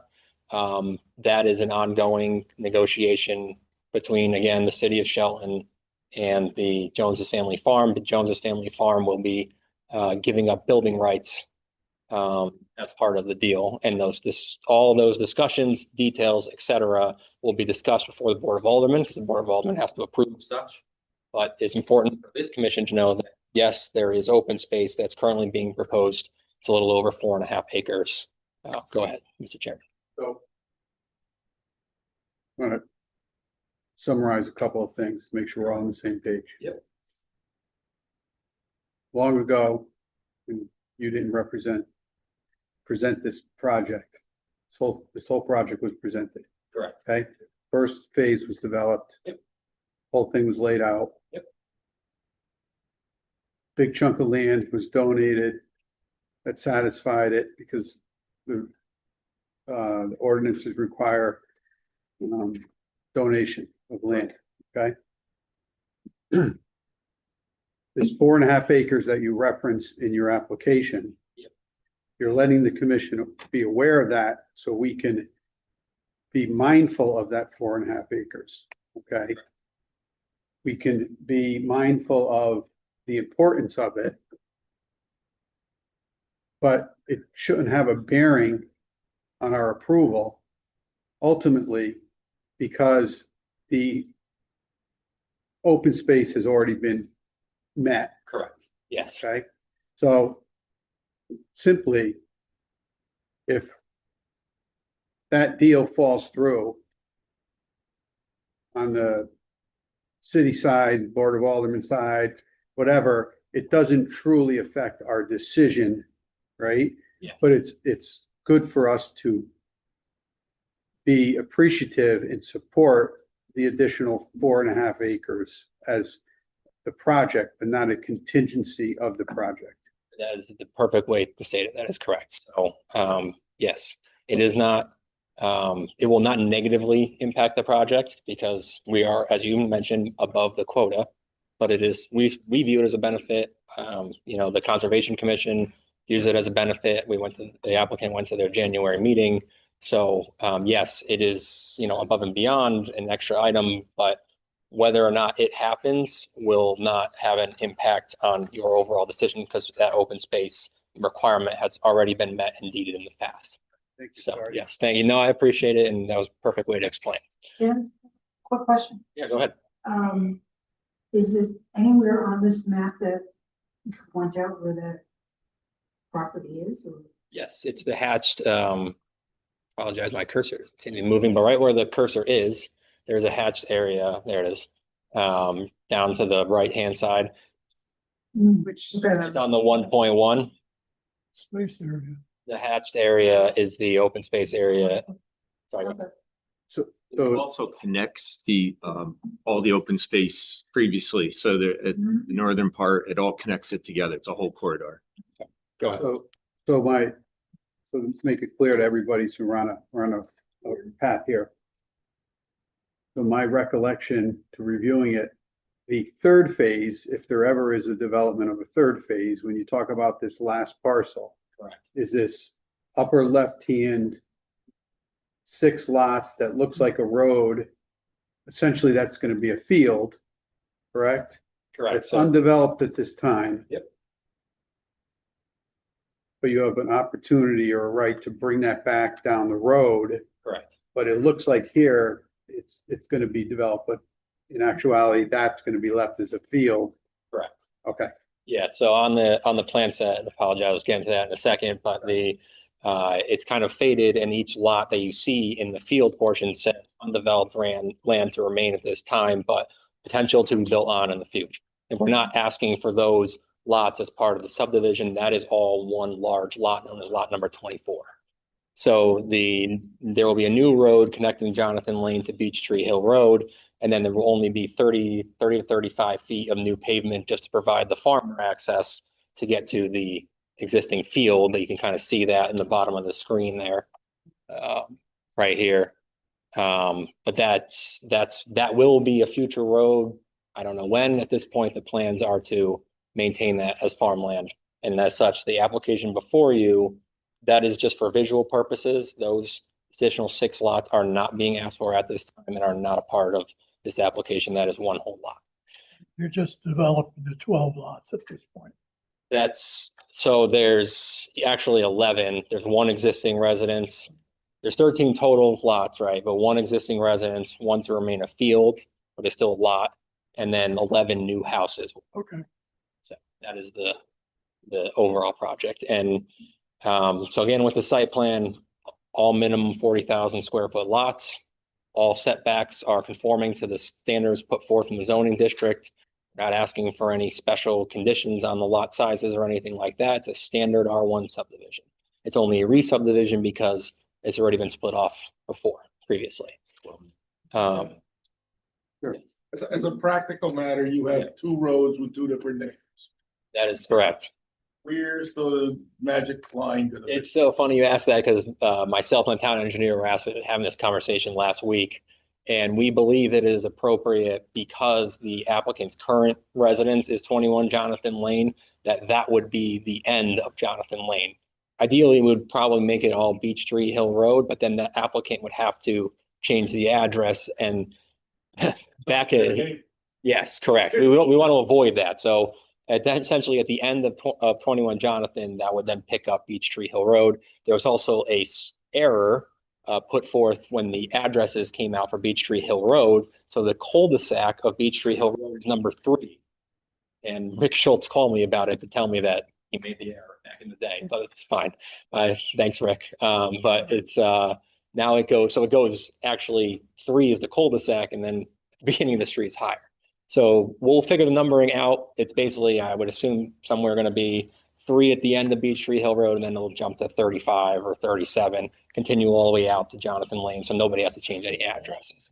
New home will have the Beech Tree Hill. Except for the one across from 21 Jonathan Lane. That is correct. Yep. Sorry. Thank you. That's a good question.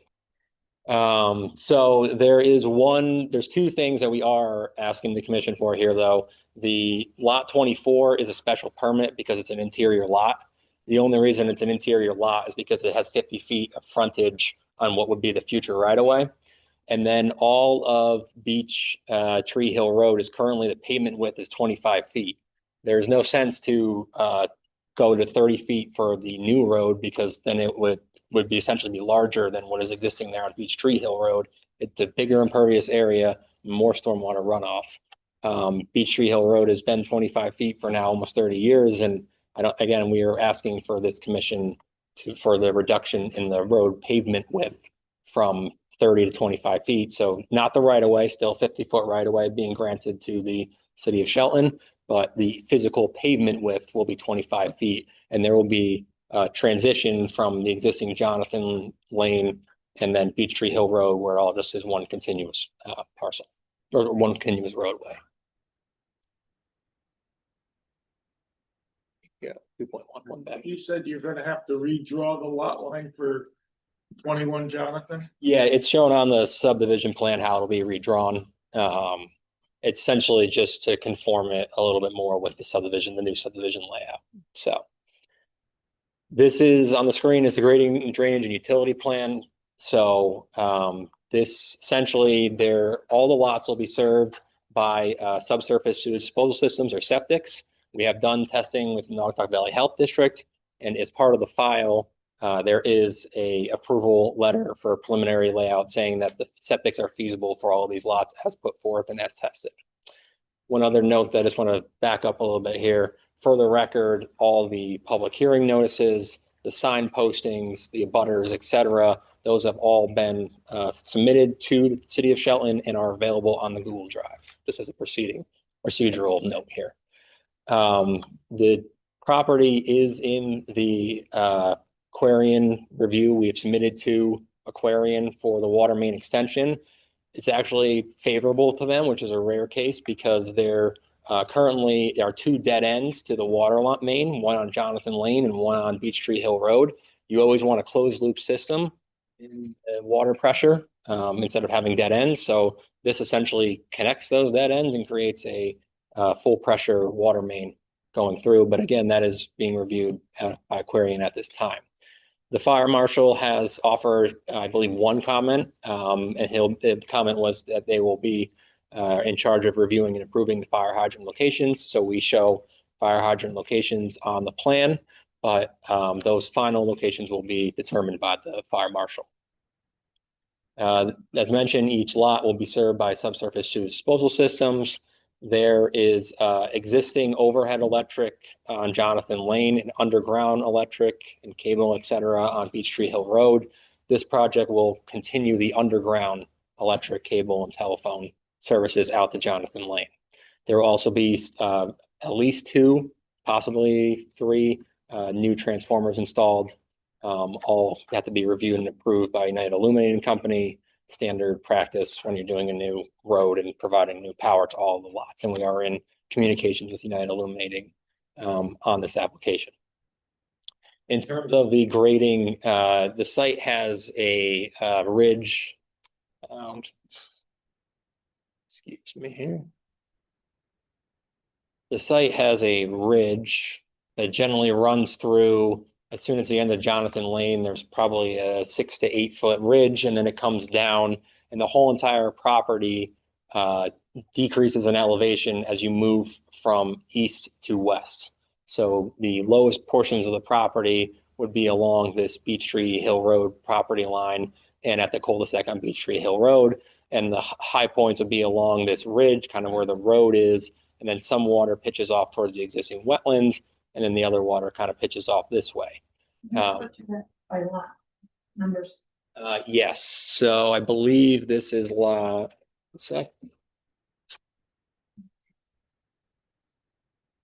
so essentially lots, the roadway as extends through lots 18, 17, and 16, a portion of. That's kind of where the ridge line is, if you will, existing. So the if you look at the roadway, proposed roadway profile, this side is Jonathan Lane on the far right of the screen. There's a slight crest in the roadway as you're approaching from Jonathan Lane, and then generally the rest is a downslope all the way out to Beech Tree Hill Road. All the grades, designs, drainage, et cetera, conform to not only the City of Shelton Engineering Department standards, but also the 2024 stormwater regulations of the state of Connecticut. We have been in contact. We had a meeting with the town engineer, Rimis, and the outcome of that meeting was that there were some minor comments and some suggestions. So I'll just quickly run through some of those. So one of the comments was to add fencing around our proposed stormwater basins. So as part of this site, we have 3 stormwater basins. There is one located in the rear of lots 14 and 15 that drains the existing wetland in between our property and the properties that front on Beardsley Road. There is an additional stormwater basin to the rear of lot 12, which drains off-site down the hill and in kind of the same drainage pattern that's currently out there. And then there is a third stormwater basin proposed on lot 23, and that connects into, when they did the previous first section of Hidden Meadow Estates, there's a drainage inlet or pipe that's on our property, and that's where the water currently goes, and that's where the stormwater basin will tie into, and that runs down Beech Tree Hill Road, and the city has a drainage easement. It goes to a pond at the bottom of Beech Tree Hill Road off the screen. That's your question. Looks like on sheet.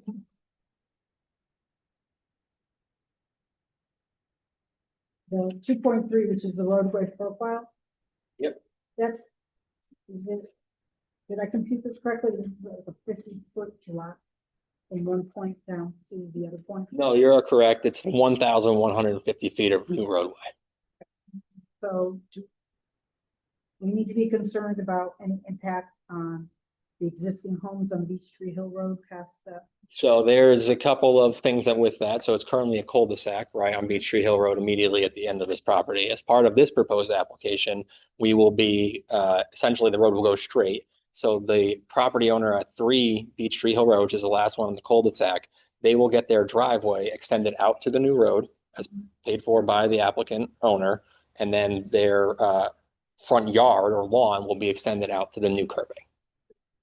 Water issues that we. So there is currently one drainage inlet pipe on lot 23, which the pond is going into, which again, to Remus's comments in a second, and then there's another pipe actually right at the end of Beech Tree Hill Road that is currently accepting water from the development, which will remain.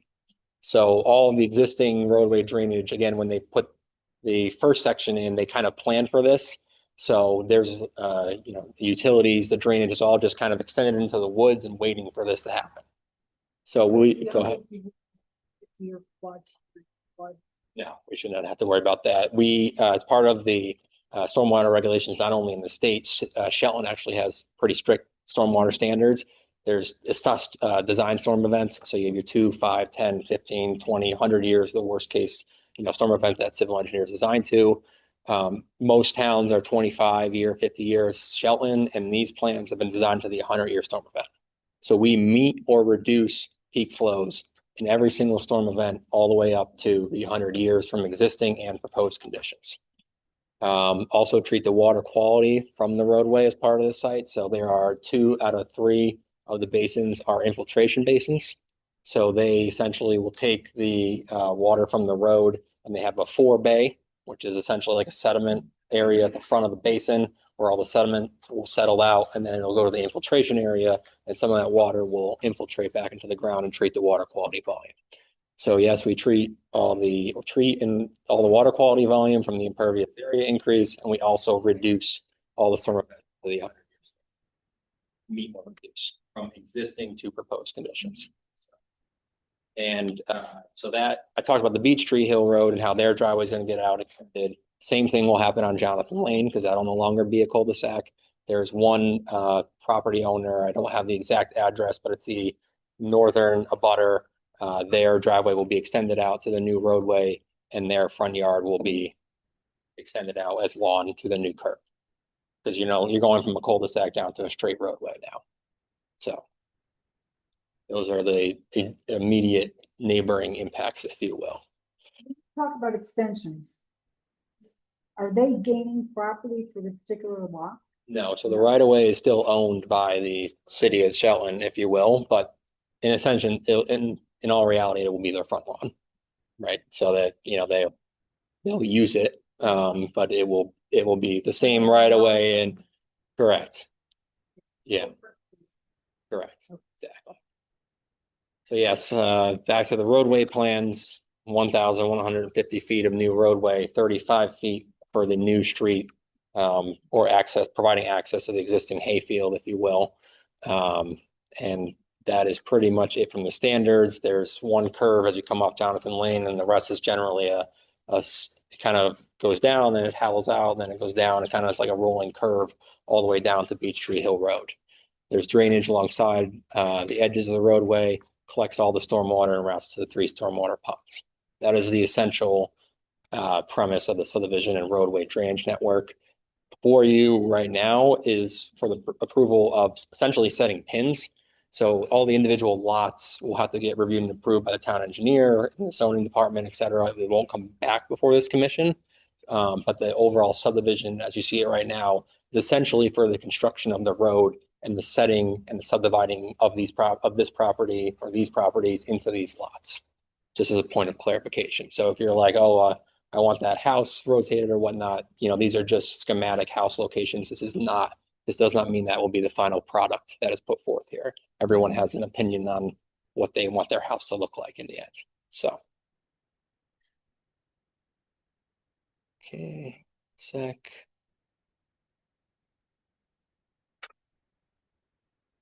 Sure, screen went blank here. This.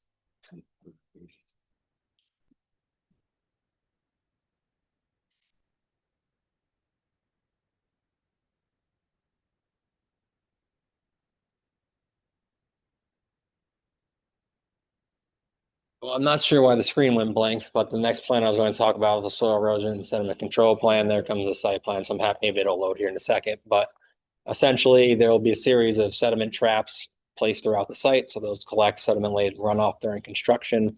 All of the soil erosion sediment control measures you see on the plan set have been designed in accordance with the 2024 Connecticut Soil Erosion Sediment Control Guidelines.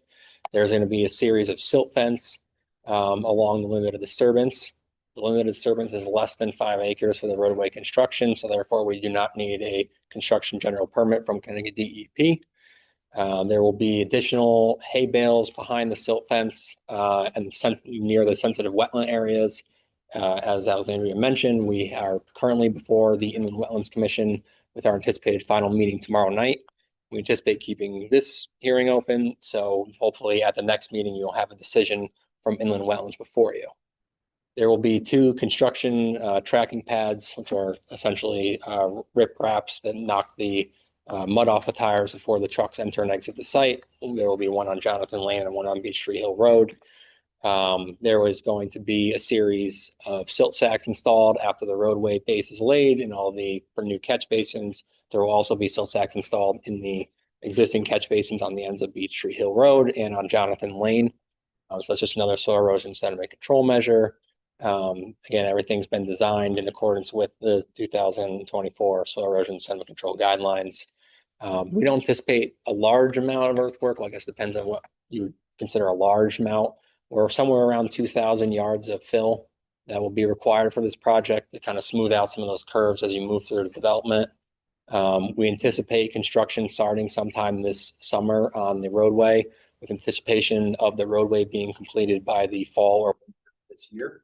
Does not mean that individual houses will be completed this year. It's essentially just going and getting the roadway installed, and then as each lot is sold, they will be constructed. But the clearing at this point and what we're seeking approval for is limited to the limit of disturbance around the roadway construction. So the project, if I had a guess, would probably extend into the next year for the individual lot construction. Depends on market conditions and a variety of other factors.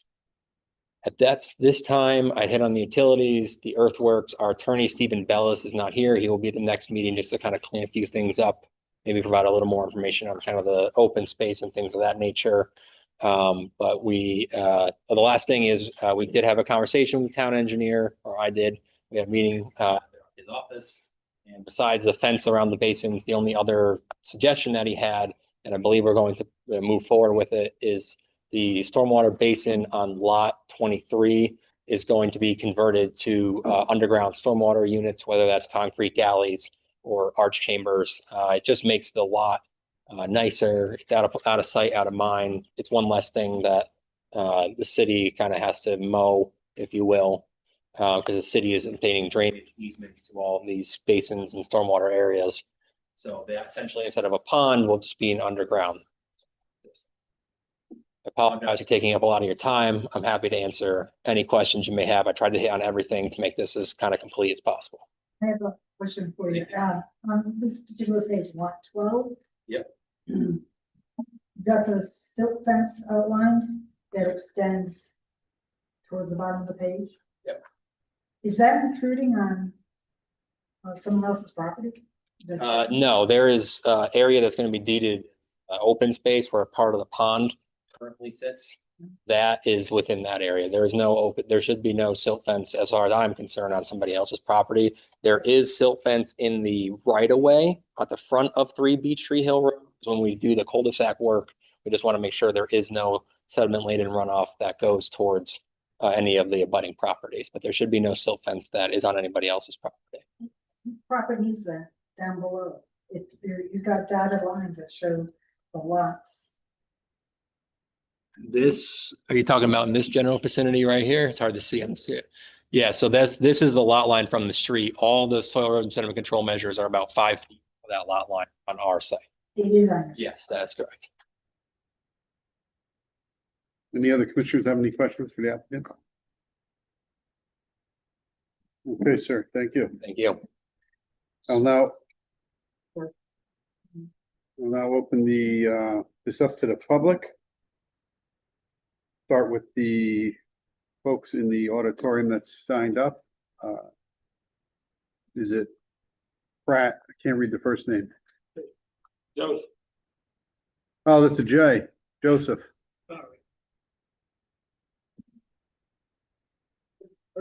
We have another verse today, sir? Another verse? Joseph Pratt, 217 Beardsley Road. No further verses. No, I have no upset. I have to compliment you on a superb engineering report. I read it. The documents are, I see you're quiet. I have no fundamental objections to what's being proposed here, okay? But I do have a few concerns that perhaps should be addressed in addition, and I will try to be brief. First off, in the hydronic soil group thing on page 6 of the request for I'm sorry, of 6 of the engineering report, you correctly, I think, show Means Brook. Now, the area that you've been talking about, green, wet space, is wet space because it contains Means Brook. And you show Means Brook as originating, and it does go along behind the houses on Jonathan Lane. However, actually, it begins a little farther up. When you look at the open spaces map of Shelton, you can see that there is a small, I have photographs of it. There is a small 18-inch pipe underneath Beardsley Road. It's located here. And on the other side, there's no opening because the pipe is buried. But the pipe does come out in back of the rods, and there is quite a bit of water down there, and it does run continuously. So what does that mean? Well, it means that Means Brook really drains from the acreage that was once owned by Mr. McEwen, and I think is now owned by Joneses. I'm not sure which. That's a considerable acreage. Now, you've done a brilliant job in stormwater analysis of rain falling on the land. The thing that I haven't seen is the additional influx from the fields adjacent, way adjacent to the property. In other words, Means Brook comes from somewhere and it does something. It runs through the property, runs down along the side there. It goes to Jones's Pond. Jones's Pond eventually empties to the Means River, which empties to the Means Brook Reservoir. Now, that's drinking water, okay?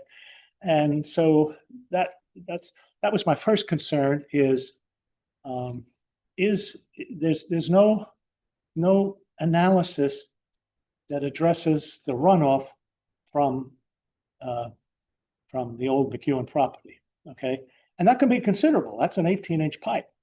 And I know for a fact that it has caused erosion before. And so that's a large piece of property, it's hayfield. So you could get significant runoff. So that's something you might want to think about. Number two, the lots are adjacent to the wet area, okay? And you do show the requisite 50-foot setback from wetlands that's required by Shelton.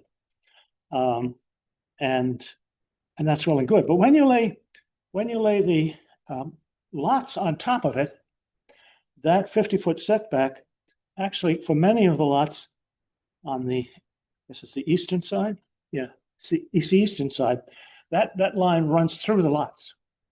Now it's very narrow, so you don't have a lot of room from the road to the edge of to the 50-foot line to the wetlands, okay? So that means you've got to get a septic field in a reduced area. Now what he's proposing, which makes sense, is to use septic infiltrators. They're good. I mean, you couldn't fit gravel and pipe in this thing. You haven't got enough room. So this is probably the only way it can go. However, septic infiltrators have certain problems, potential problems. First, they're plastic. They're just under, I'm sure you're familiar with it, right? So somebody brings in a tractor, it's going to crush the field. Okay. It also has soil and site problems. Now the Whitfield is, the whole thing is class CD. Well, D is soggy. C is soggy that's been drained. And some of the area, not all of it, but some of it is like was listed as CD. So there may be some questions about soil and site capability, partly because these septic drain things can silt, okay? And if they silt, they become worthless. Furthermore, if they're not installed level, they're susceptible to sloshing to one side. You can get clogging, you can get blockage. And what you have is leach field risks. Now, you're within 50 feet of not just wetlands, but it's a brook that feeds drinking water. So my concern is, what about the issues of leakage? Now, you did say you're going to meet and discuss that.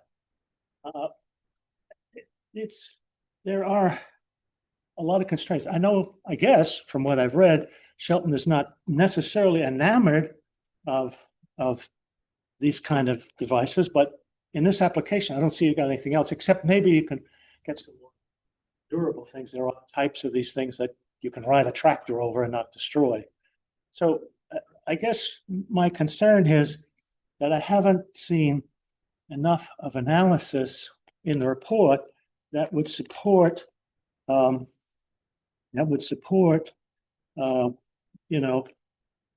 assurance that the homeowners that buy these lots aren't going to get in trouble. If they buy a lot and then they say, oh, dearie, I'm having all kinds of troubles. I can't put a septic field in here acceptably.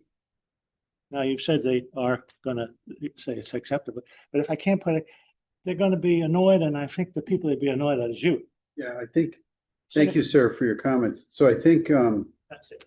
so I think what's important tomorrow night, when those setbacks, and where the fields go and where the house can get placed, in part will be addressed tomorrow night, initially at the Inland Wetlands Commission. You know, they're gonna tell the applicant, you know, you get a lot, can you build on the entire lot? Can you build on half of the lot?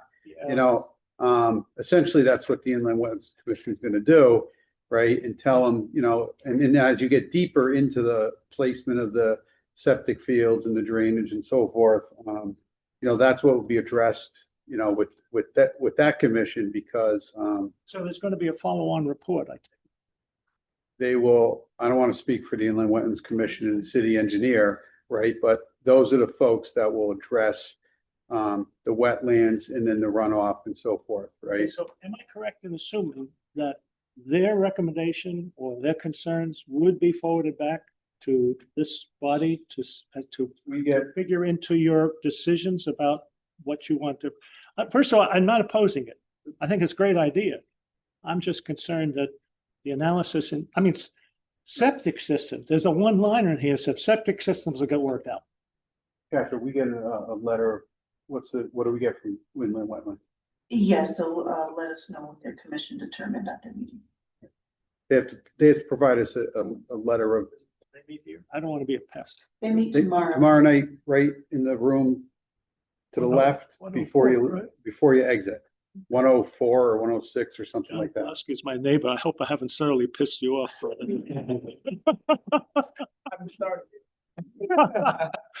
Thank you, gentlemen. Thank you, sir, for coming down. Is there anyone else in the audience who would like to speak?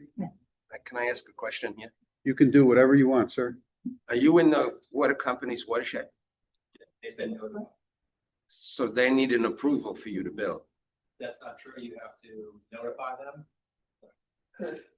I'll address this in just a couple of comments there. We have one more, someone who wants to speak. So. Yeah, sorry. So yes, we are in the Aquarian Water Company watershed. They have been notified in accordance with the procedures, and that is the requirement. You notify them, and if they want to comment on the application, they will do so. I have a copy of the letter that we sent to them dated here. I could submit it if you'd like. I will submit it, I guess. Here, Joseph Welch on April 17th, be certified. So I know that is a big issue on some other applications in town. We have taken care of that with this application. Same thing with DPH.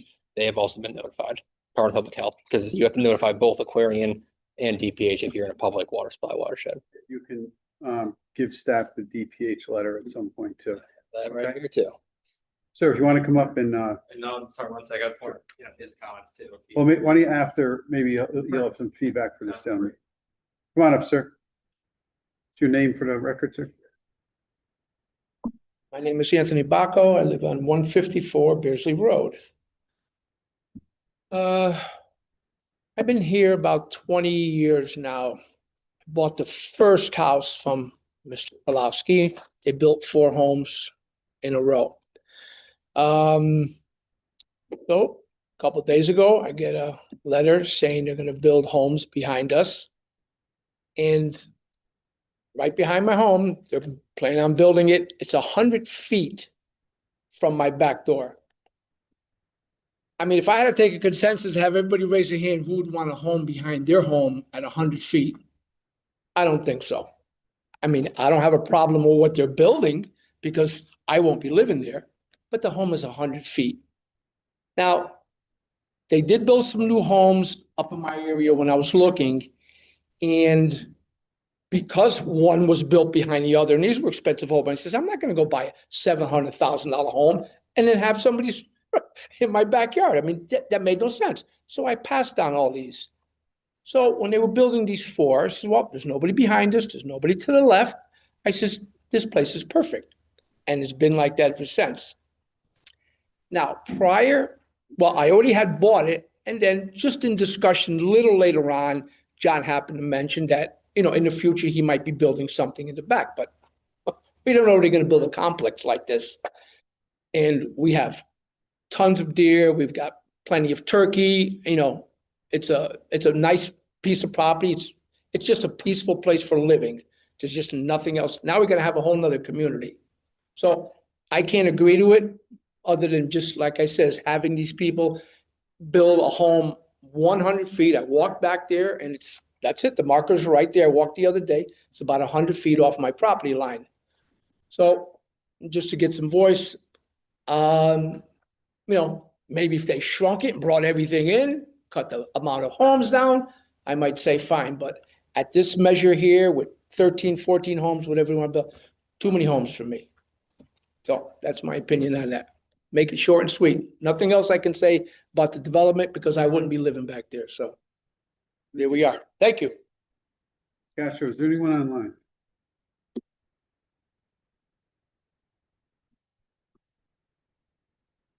No. Come on up, ma'am. Your name, ma'am?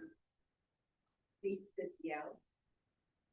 live in the last house on Jonathan Lane and the cul-de-sac, 10 Jonathan Lane. Built the house in 1982. I've lived there my whole life with all the other lovely neighbors. We have a lovely street. There was cows next to us when we first moved in, but then John built a house. And it didn't, I guess he's part of our street because he made a little indentation to get to his driveway.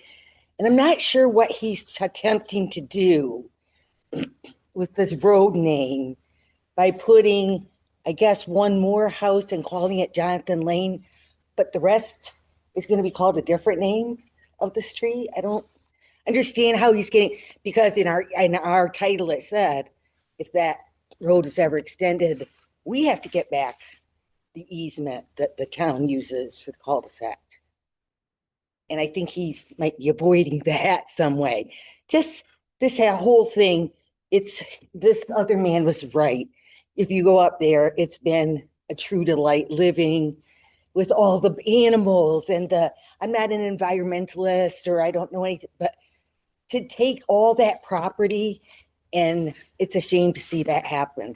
And that stream, yeah, there's 3 of us that line that stream on that side. Nobody's ever told us, except when we built our houses. No one's ever done anything to that stream.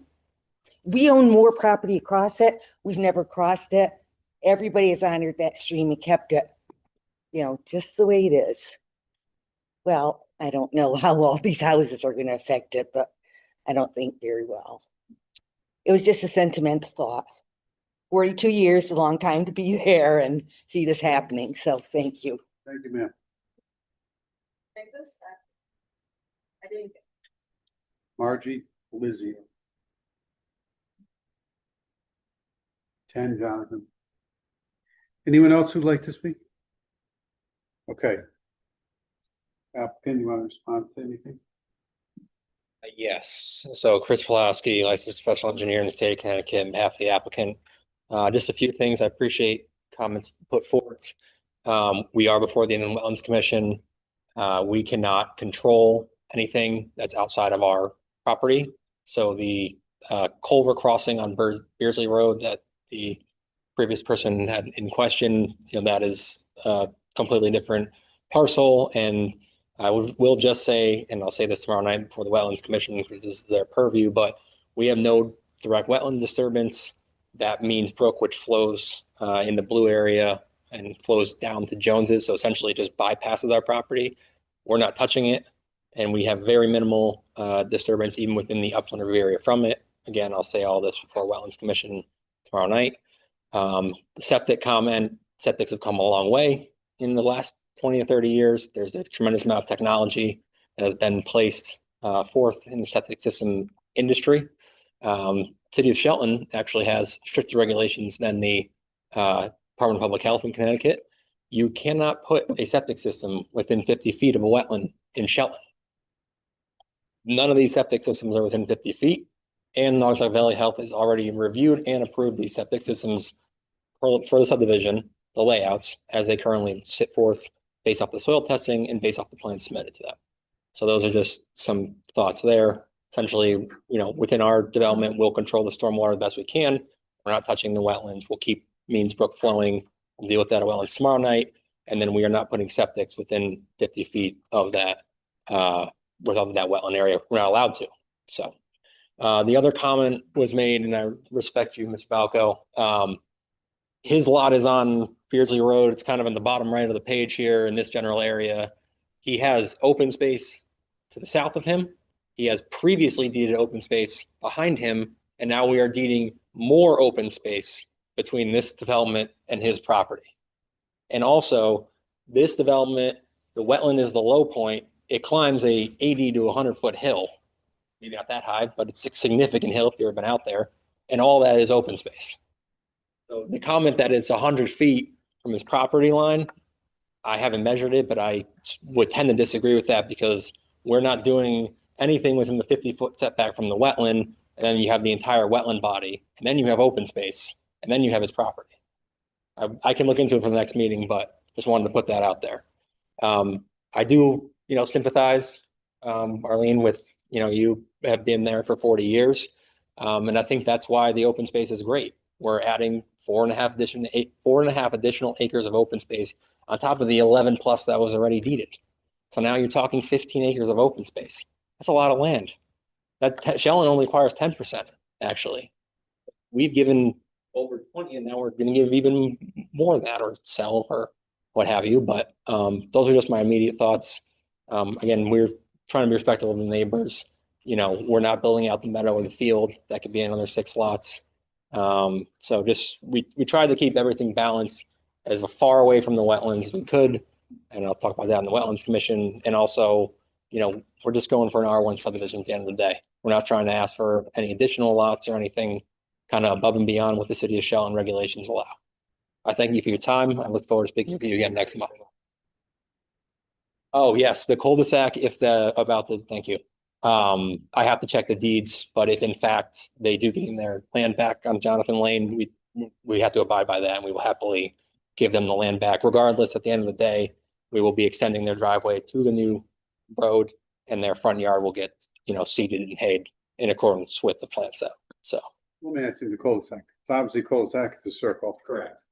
You're making the circle straight. Correct. So you bring the driveway and the lawn up to the straight part. Correct. So there's no more circle. That's correct. That's what you mean by. Yes. extending And then this, the actual physical ownership of that, I will check the deeds and make sure I have that answer next meeting. The city determines that. You don't determine Correct. that. Yes. Whatever was written in the deed, if the city wrote that back in the day. You're just responsible to.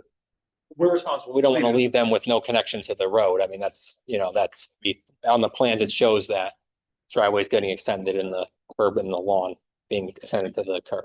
So. Okay, thank you. Thank you. And I thank you for your time. Or any other questions? Sorry, I guess. Rimas said that the circles are usually an easement to the abutting properties. And that if the circle goes, it reverts back to the property owners. Okay. So when the road goes through, their lots get, it doesn't change, the easement just goes. There's not going to be No, they're taking. a bubble in the Yeah, middle. there'll be no more circle. That's correct. Okay, thank you. Thank you.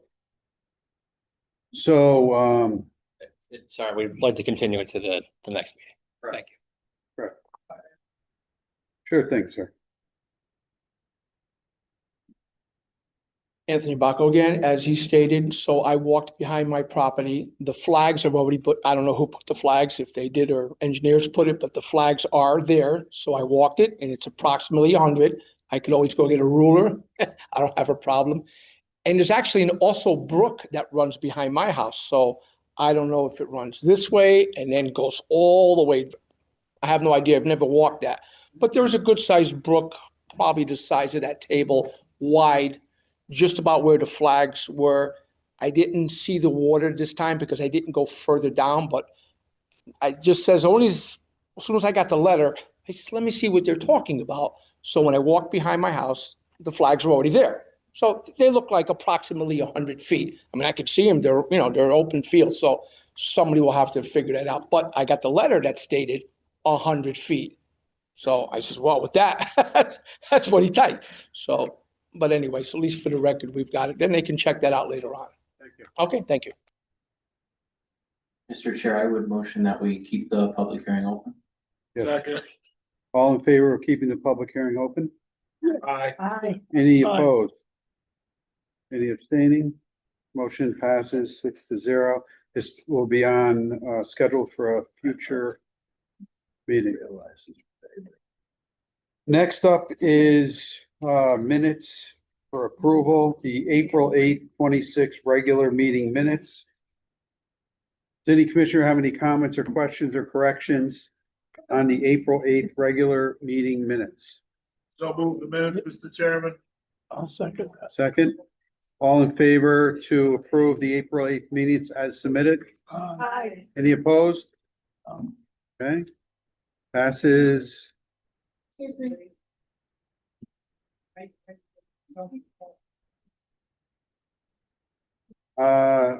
No comments from the chair tonight. Any comments from Ms. Castro or Mr. DeGangi?